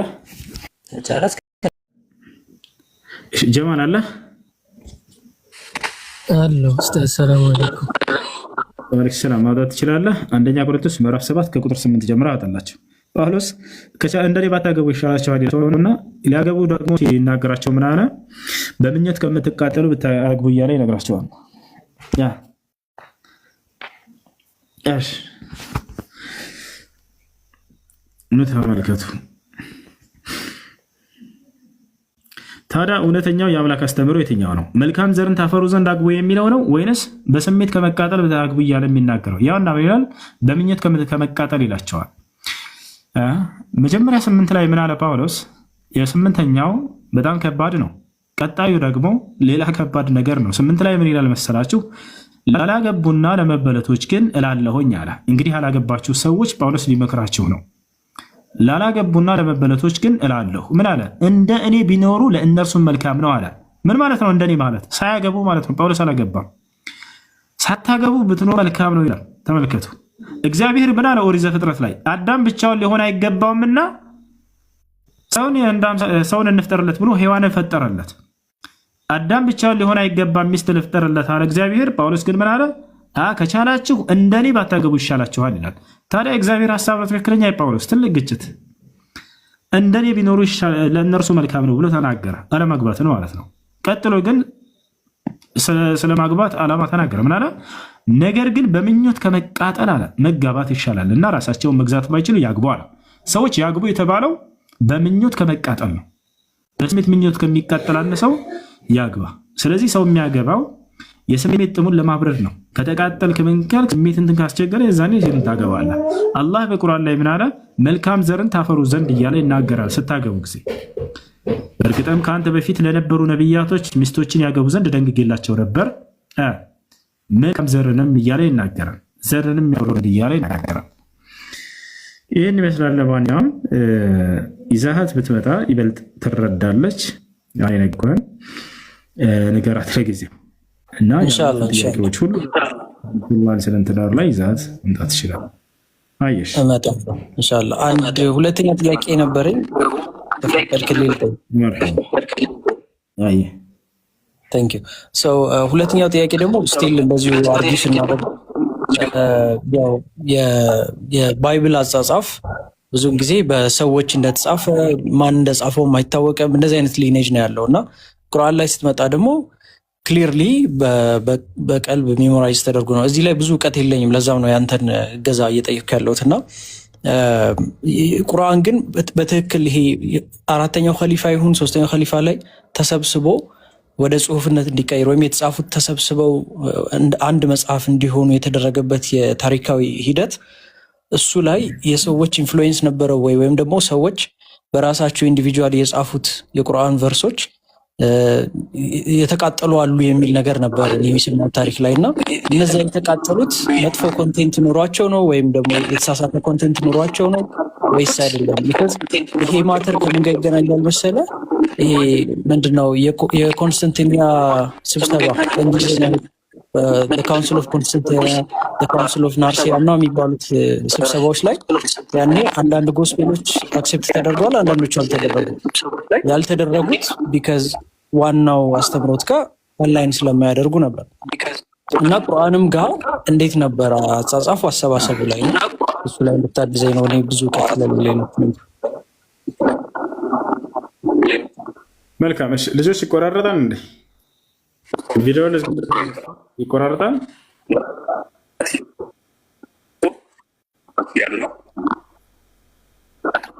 እሺ መልካም። እንደሱ ከሆነ ሻሃዳ መያዝ የሚፈልግ ሰው ካለ እናስቀድምና ወደ መልሱ ያለን። ጥሩ ጥያቄ ነው። እሺ ሻሃዳ የሚፈልግ ሰው ካለ ሚዩቱን ያንሳ።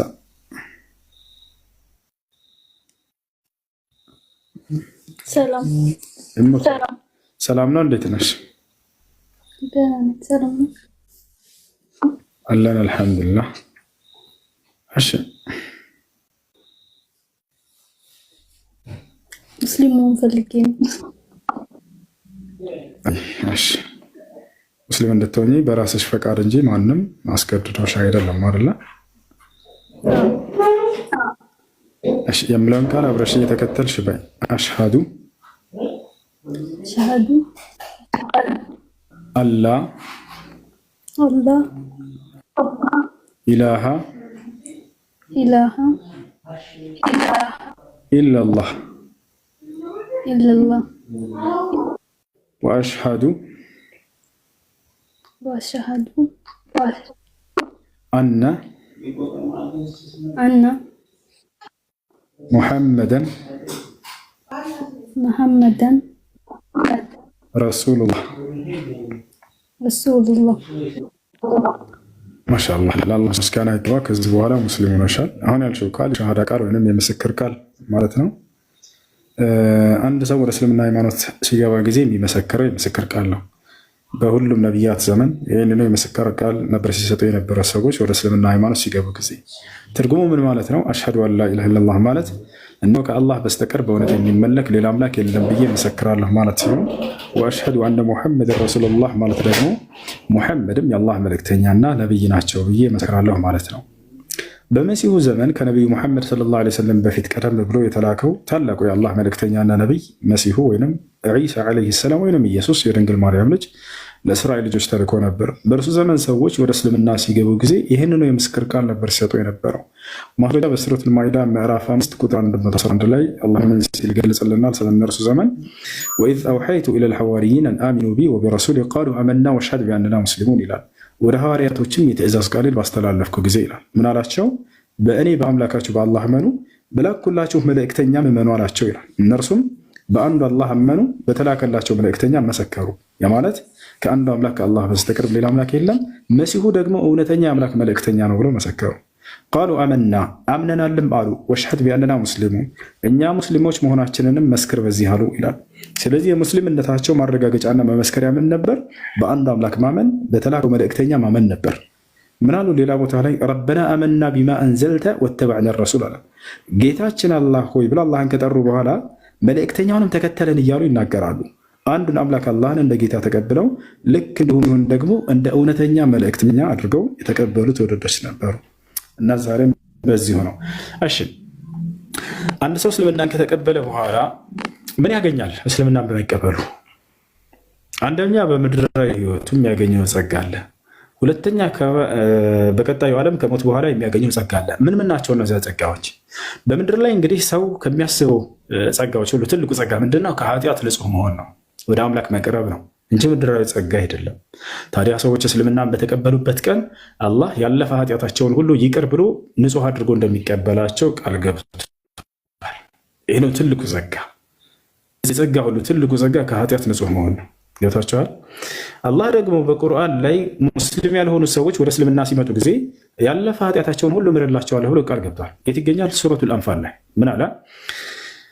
ቁል ሊለዚነ ከፈሩ ኢየንተሁ ይግፈር ለሁም ማ ቀድ ሰለፍ ወኢን የዑዱ ፈቀድ መደት ሱነቱል አወሊን ይላል። ሙሐመድ ሆይ ለእነዚያ ለካዱት እንዲህ በላቸው ካሉበት ክህደት ቢቆጠቡና ወደ እኔ ቢመለሱ ያለፈ ኃጢአታቸውን ሁሉ ምርላቸዋለሁኝ አለ። አያቸው አይደለ? ይህ ነቢያችን ሰለላሁ ዐለይሂ ወሰለም ሐዲስ ላይ ምን አሉ? አልጀነቱ ላ የድኹሉሃ ኢላ አልኢስላም የጅቡ ማ ቀብለሁ አሉ። እስልምና ከእርሱ በፊት ያለን ኃጢአት ሁሉ ያስተሰርያል ብሎ ተናገሩ። ያ ማለት ሰውዬው ሲሰልም ጊዜ ያለ ይማርለታል ማለት ነው። እሺ ይህ ምድራዊ ጸጋ ነው። በቀጣዩ ዓለምስ ምን ጸጋ ያገኛል? ከሞት በኋላ ስለ ህይወት ተስፋ ሰጥቷል ወይ እስልምና ከተባለ አዎ። አንድ ሰው ከሞት በኋላ ሙስሊም ከሆነ በቀጣዩ ዓለም የዘላለማዊ ህይወትን እንደሚያገኝና ልክ እንዲሁ በጀነትን እንደሚወርስ ቃል ተገብቶለታል። ይላቸዋል አላህ ስብሐነሁ ወተዓላ በቁርአን ላይ ይናገራል። ኢነ ለዚነ አመኑ ወዐሚሉ ሷሊሓት ለሁም ጀናቱ ናዒም ይላል። እነዚያ አምነው መልካምን የሰሩ ሰዎች ለእነርሱ የገነት ጸጋ አለላቸው ተዘጋጅቶላቸዋል ይላል። ከወዲሁ አላህ ስብሐነሁ ወተዓላ ቃል በቃል በቁርአን ላይ አማኞችን በገነት አብስራቸው እያለ ይናገራል። ወበሽሪል ሙእሚኒነ ቢአነ ለሁም ሚነላሂ ፈድለን ከቢራ ይላል። አልፈድሉል ከቢሩ ዐንደላህ ሁወል ጀና ወልፈድሉል ዐዚም ዐንደላህ ሁወል ጀና። ሙሐመድ ሆይ ምእመናኖችን አብስራቸው ከወዲሁ ለእነርሱ ታላቅ የሆነ ጸጋ እንደተዘጋጀላቸው እያለ ይናገራል። አላህ ቃል በቃል ምን ሐዲስ አልቁድሲ ላይ አዕደቱ ሊዒባዲየ ሷሊሒነ ፊል ጀነህ ማ ላ ዐይኑን ረአት ወላ ኡዙኑን ሰሚዐት ወላ ኸጠረ ዐላ ቀልቢ በሸር ይላል። ለአማኝ ባሪያዎቼ በገነት ውስጥ ጸጋን አዘጋጅቼላቸዋለሁ። አይን አይተው የማታውቀው ጆሮ ሰምተው የማታውቀው እንደው በሰዎች ልብ ላይ ውል ብሎ የማያውቅን ጸጋ እያለ ይናገራል። እሺ እህታችን ስምሽ ማን ነበር?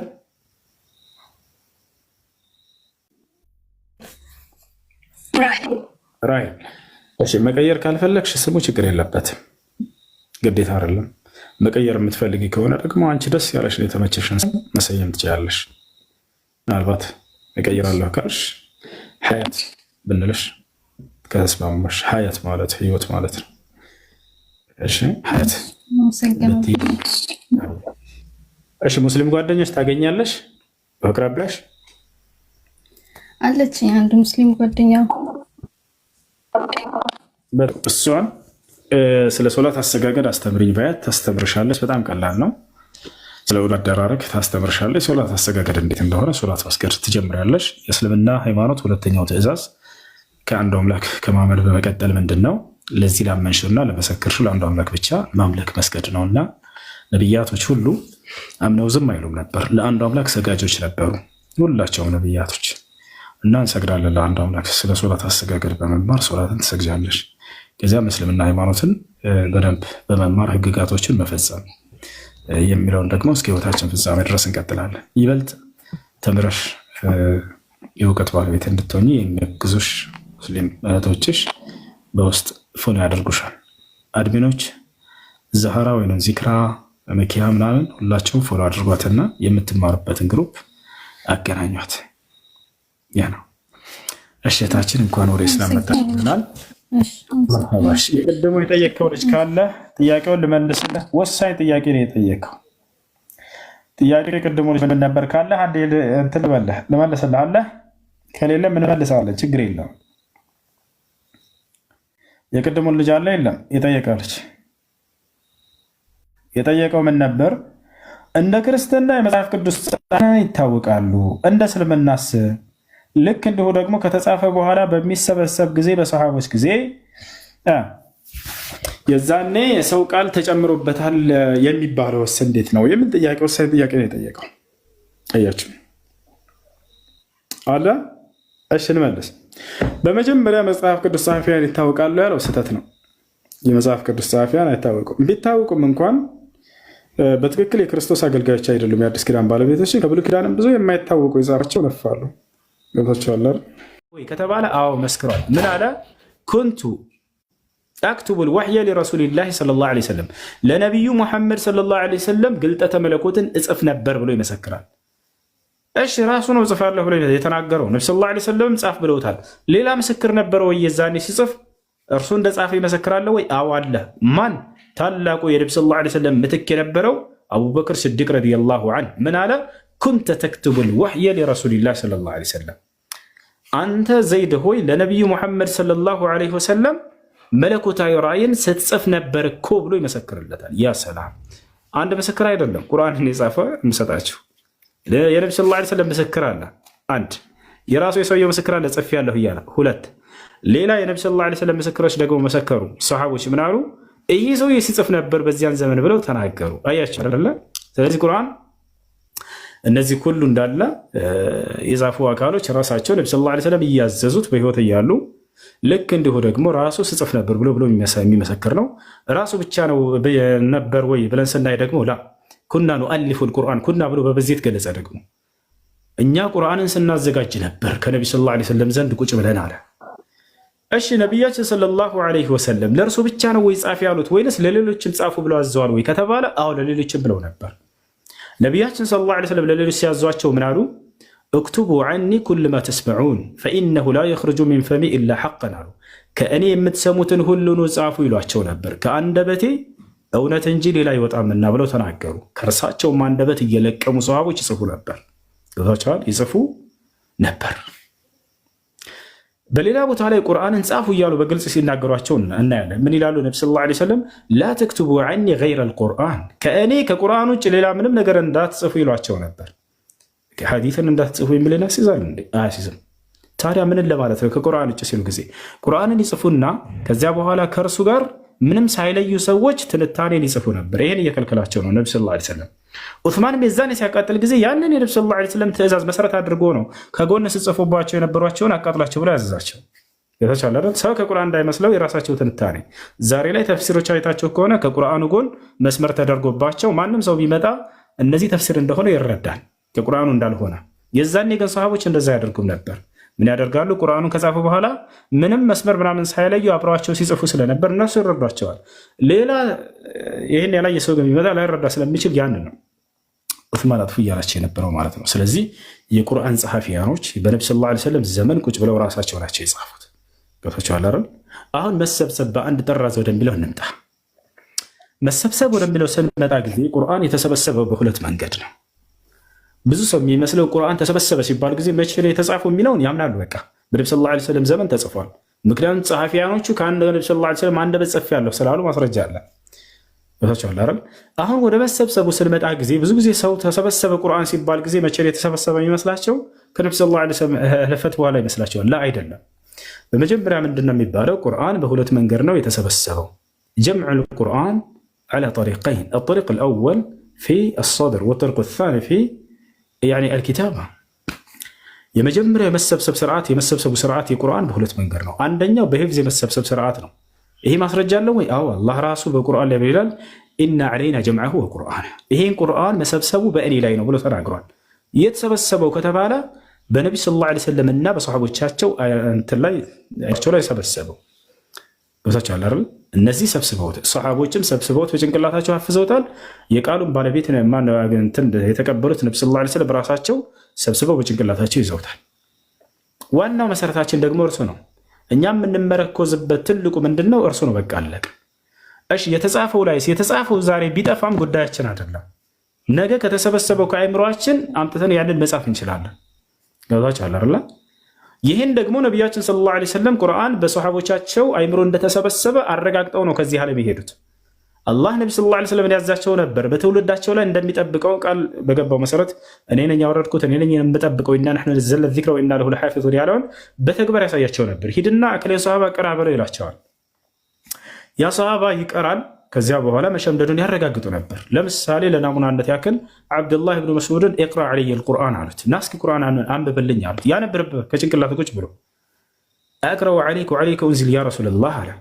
ፈቃለ ለሁ ነቢዩ ሰለላሁ ዐለይሂ ወሰለም ኢቅራ ፈኢኒ ኡሒቡ አን አስመዐሁ ሚን ገይሪ ፈቃለ አብዱላህ ብን መስዑድ ፈበደእቱ አቅረኡ ሚን ቢዳየት ሱረት ኒሳ حتى إذا وصلت إلى قوله سبحانه وتعالى فكيف إذا جئنا من كل أمة بشهيد وجئنا بك على هؤلاء شهيدا قال لي النبي صلى الله عليه وسلم حسبك الآن فرفعت عيناي إلى عين رسول الله صلى الله عليه وسلم فإذا عيناه تذرفان بأني لا قرآن عم ببالون على عبد الله بن مسعود سيناكر كذا بوالا برسول الله ورد سانديت برسول الله يقرأ له يالكواتشو النبي صلى الله عليه وسلم تواضعاتشون ياسايوثنو برسول بزي تدانكو ነው እንዴት በርሱ ላይ ወርዶ ሳለ እኔ ትንሹ ቀራለሁኝ እያለ ነው። አንብብ አሉት ነቢ ሰለላሁ ዐለይሂ ወሰለም። እኔ ከሌሎች ስሰማ ወደታለሁኝና አሉት። ከዚያም እኔ እስከ ሱረቱ ኒሳ ጀምሬ ማንበብ ጀመርኩኝ አለ። ብዙ ገጾችን ቀራ። ከቀራ በኋላ ብዙ ገጽ በቃ አሁን አሉት፣ ምንም ሳይሳሳት ማለት ነው። ከዚህ ልነግራቸው የፈለግኩት ነገር ምንድን ነው? ቁርአንን በሰሃቦቻቸው አይምሮ ራሱ ሰብስቦ እንዳስቀመጠው አላህ ጀምዕ እንዳደረገው አረጋግጦላቸዋል። ነቢ ሰለላሁ ዐለይሂ ወሰለም ሂድና ይህን ፈትነው ያዛቸው ነበር። ይፈትኗቸዋል፣ ይቀራሉ። ሰሃቦች እስኪ መሰክሩላቸውን ደረሱ። ምን አሉ? ቃል በቃል ነቢ ሰለላሁ ዐለይሂ ወሰለም ለዚህ ለአብዱላህ ብን መስዑድ ሲመሰክሩለት ቁርአንን ከአላህ ዘንድ ልክ እንደወረደ ማንበብ የፈለገ በዚህ ሰው ላይ ያንበብ ብለው ኑዛዜ ተናግረው ሄዱ። ያ ማለት ልክ እንደወረደ ከአምላክ በአይምሯቸው ተሸምድዶ ጨርሶ ነበር። ይዛኔ በቃ አልቋል። ይሄ መጀመሪያው መሰብሰብ ይባላል፣ በአይምሮ ላይ የመሰብሰቡ ስርዓት። ሁለተኛው በወረቀት ላይ የመሰብሰቡ ስርዓት መቼ ነው ወደሚለው እንምጣ። እንግዲህ ከነቢያችን ሰለላሁ ዐለይሂ ወሰለም ህልፈት በኋላ ተሰበሰበ። የተጻፈው መቼ ነው? በዛን ጊዜ ተጽፎ ተጨርሷል በነቢ ሰለላሁ ዐለይሂ ወሰለም ዘመን። ለምን አልሰበሰቡትም በነቢ ሰለላሁ ዐለይሂ ወሰለም ጊዜ የሚለው ጥያቄ ሊነሳ ይችላል። ምክንያቱም እነዚህ ሰሃቦች ሰው ናቸው። ወህይ ይቋርጣል፣ አሁን ይሞታሉ አይሞቱም ነቢ ሰለላሁ ዐለይሂ ወሰለም የሚለውን አያውቁም። የታዘዙትን ብቻ መስራት ነው። እነሱ ጻፉ ይባላሉ፣ ይጽፋሉ። ልክ ነቢ ሰለላሁ ዐለይሂ ወሰለም ባረፉ ጊዜ እዛኔ መሰብሰብ እንዳለበት ሁላቸውም አቡበክር ስዲቅ ጋር መጡና እና ሰሃቦች ሁሉ ተሰባስበው ይሄ ነገር ይሰብሰብ ተብሎ ታዘዘ፣ ሰበሰቡ። ባጭሩ አቡበክር ስዲቅ ረዲየላሁ ዐንሁ ምን አደረገ ከተባለ እነዚያን በነቢ ሰለላሁ ዐለይሂ ወሰለም ዘመን ጻፉ ተብለው የታዘዙትን ሰሃቦች ራሱ ሰበሰባቸውና እነ ዘይድን ሁላቸውንም ኑ ጻፉ አላቸው። በማን መሪነት? በዘይድ ብኑ ታቢት መሪነት። ሐዲስ ላይ እናሳያቸዋለን። ቡኻሪ ላይ ያለ፣ ሙስሊም ላይ ያለ፣ ሁሉም የሐዲስ መዛግብቶች ላይ ያለ ይታቻል አይደል? ኑ ጻፉ አላቸው። ራሳቸው ጻፉ። በአንድ ጥራት ጻፉና ለማን ሰጡ? ለአቡበክር ሲዲቅ ጻፉት። ቃል በቃል ይህን ዘይድን ምን አለው? አንተ ለነቢ ሰለላሁ ዐለይሂ ወሰለም ራእይን ቁርአንን ስትጽፍ ነበር እና ጻፍ አንተ ራስህ አለው። በአንተ መሪነት ይጻፍ ይሄ ነገር አለው። ነቢ ሰለላሁ ዐለይሂ ወሰለም የመረጡት እና ጻፍ ያሉት ያው ሰው ራሱ መሪ ያደረገና አቡበክር ሲዲቅ በርሱ ዘመን ሁሉም ሰሃቦች ሲጽፉ የነበሩትን ከነቢ ሰለላሁ ዐለይሂ ወሰለም ሰብስቧቸው ያንን በዘይድ ብን ታቢት መሪነት እንዲጻፍ አዘዘ። በአንድ ጥራዝ ይዛኔ ተሰበሰበ። አለቀ። ጨረስን። አሁን እዚህ ጋር ልጁ ጥያቄ ምን ነበር? ከሰዎች የራሳቸው ሀሳብ ጨምረውበት ቢሆን ጽፈው እንደሆን ብሎ የጠየቀው ነበር። ይሄን አቡበክር ሲዲቅ ራሱ አረጋገጠ። ያ በነቢ ሰለላሁ ዐለይሂ ወሰለም ምርጫ ሲጽፍ ወይም ናጻፍ ተብሎ የተባለው አካል ዘይድ ብን ታቢት አንተ ራስህ ስትጽፍ የነበርከው ሰው አሁን ጻፍ ተብሎ ታዘዘ። ገብታችኋል አይደለ? እርሱ ብቻ አይደለም እንዳለ ከእርሱ ጋር ያሉ ሲጽፉ የነበሩ ሰሃቦችን ሁሉ ተሰበሰቡና ንጻፉ ተብሎ ታዘዙ። ጻፉት፣ እነርሱ ጨረሱ። አሁን የዛኔ በአንድ ጥራዝ ተጨረሰ። ከማን ዘንድ ሆነ? ከአቡበክር ሲዲቅ ዘንድ። አቡበክር ሲዲቅ ረዲየላሁ ዐንሁ ሲያርፍ ጊዜ ሲሞት ጊዜ ወደ ማን ተላለፈ? ወደ ቀጣዩ መሪ ማነው? እሱ ዑመር ብን አልኸጣብ ወደ እርሱ ጋር ተላለፈ። ያው ራሱ ቁርአን። ገብታችኋል? ከዛ እንደገና አቡበክር ሲዲቅ ረዲየላሁ ዐንሁ ሲሞት ለዑመር ከተላለፈ በኋላ ዑመር ልክ መጨረሻ ህይወቱ ላይ ለማን አስተላለፈ? ለታላቋ ልጁ ለመጀመሪያ ልጁ ለሐፍሳ ሰጣት። ሐፍሳ የማን ሚስት ነች? የነቢያችን ሰለላሁ ዐለይሂ ወሰለም ሚስት ነች። በይሄ ቁርአን ከአንቺ ጋር ይቀመጥ አላት። ከዚያ በኋላ ዑመር ሞተ። ሶስተኛ መሪ ማን ተተካ? ከዑመር በኋላ ዑስማን ተተካ። ዑስማን ሲተካ ጊዜ ምን ተደረገ? ቁርአን የሁለተኛው መሰብሰብ ስርዓት ሊደረግ ነው። ሁለተኛው የመሰብሰብ ስርዓት። መሰብሰብ ሲባል ምን ማለት ነው? እዚህ ቦታ ላይ እንደ አንድ የተሰብስበው ልትሉ ትችላላችሁ። መሰብሰብ ሲባል ሌላኛው ሌላ ግንዛቤ ነው። እንገራቸው እሱ እንዳደረገ ዑስማን በአጭሩ ምን አደረገ? ወደ ሐፍሳ ቤት ላከ ሰዎችን። አርሰለ ዑስማን ረሱለን ይላል ሐዲስ ላይ ቃል በቃል ዑስማን መልእክተኛ ላከ። ወደ ማን? ኢላ ሐፍሳ፣ ወደ ሐፍሳ ጋር ላከ። ምን ብሎ? አን አርሲሊ ሊ አልቁርአን አለዚ ኩቲበ ፊ ዘመኒ አቡበክር ሲዲቅ ረዲየላሁ ዐንሁ። ሐፍሳ ሆይ በአቡበክር ዘመን የተጻፈውን ያንን ቁርአን አባትሽ ዑመር የሰጠሽን ቁርአን ላኪልን። ከዚያ በኋላ እነንሱኸው ወነሩደሁ ኢለይኪ ያው ከማ ቃለ ረዲየላሁ ዐንሁ። እርሱኑ ራሱ ያንኑ ቁርአን ኮፒ አድርገን ወይንም ደግሞ በሌሎች ላይ ገልብጠን ያንኑ ራሱኑ አባስተን እንመልስልሻለን ያላት። ተመልከቱ፣ ሌላ መሰብሰብ አይደለም። ልብ በሉ እዚህ ቦታ ላይ መሰብሰብ ሲባል ጊዜ ዑስማን ኢብኑ አፋን ያደረገው ምንድን ነው? ያንኑ ቁርአን ኮፒ አድርገን እንላከልሽ ያላት። ከዚያውንም ዑስማን ምን አደረገ? አሁንም እነዚያኑ የነቢ ሰለላሁ ዐለይሂ ወሰለም ጸሐፊዎችን ቁርአን ራሳቸውን አመጣ። እነዚያን አመጣ። ምን አላቸው? በሉ ከሐፍሳ ቤት የመጣውን ያንኑ የተጻፈውን የመጀመሪያውን ቁርአን አባዙት አላቸው። ከዚያ በኋላ በጣም ለብዙ ቦታ አባዙትና ሰሐቦች ከዚያ ዑስማን ኢብኑ አፋን ያንኑ ምንም ሳይጨመር ሳይቀነስ ከዚያው ከራሱ ማለት ነው ከሐፍሳ የመጣ ያን ካባዙ በኋላ ላከ። ከዚያው ዑስማን ኢብኑ አፋን ረዲየላሁ ዐንሁ ያን ኦሪጂናል አቃጥለው በፍጹም አላቃጥለውም። እመልስልሻለሁ ብሏት ነበር፣ መለሰላትም ይላል ሐዲሱ ላይ። ኮፒ አድርጌ ብቻ ነው መለሰ አላት፣ መለሰ። ከዚያ ዑስማን ረዲየላሁ ዐንሁ ሰዎች ሁሉም ለየግሉ በነቢ ሰለላሁ ዐለይሂ ወሰለም ዘመን ሲጽፍ የነበረ ከዚያ በኋላ ከጎን ተፍሲራቸውን ሳይለዩ ምናምን የጻፏቸው ነበሩ።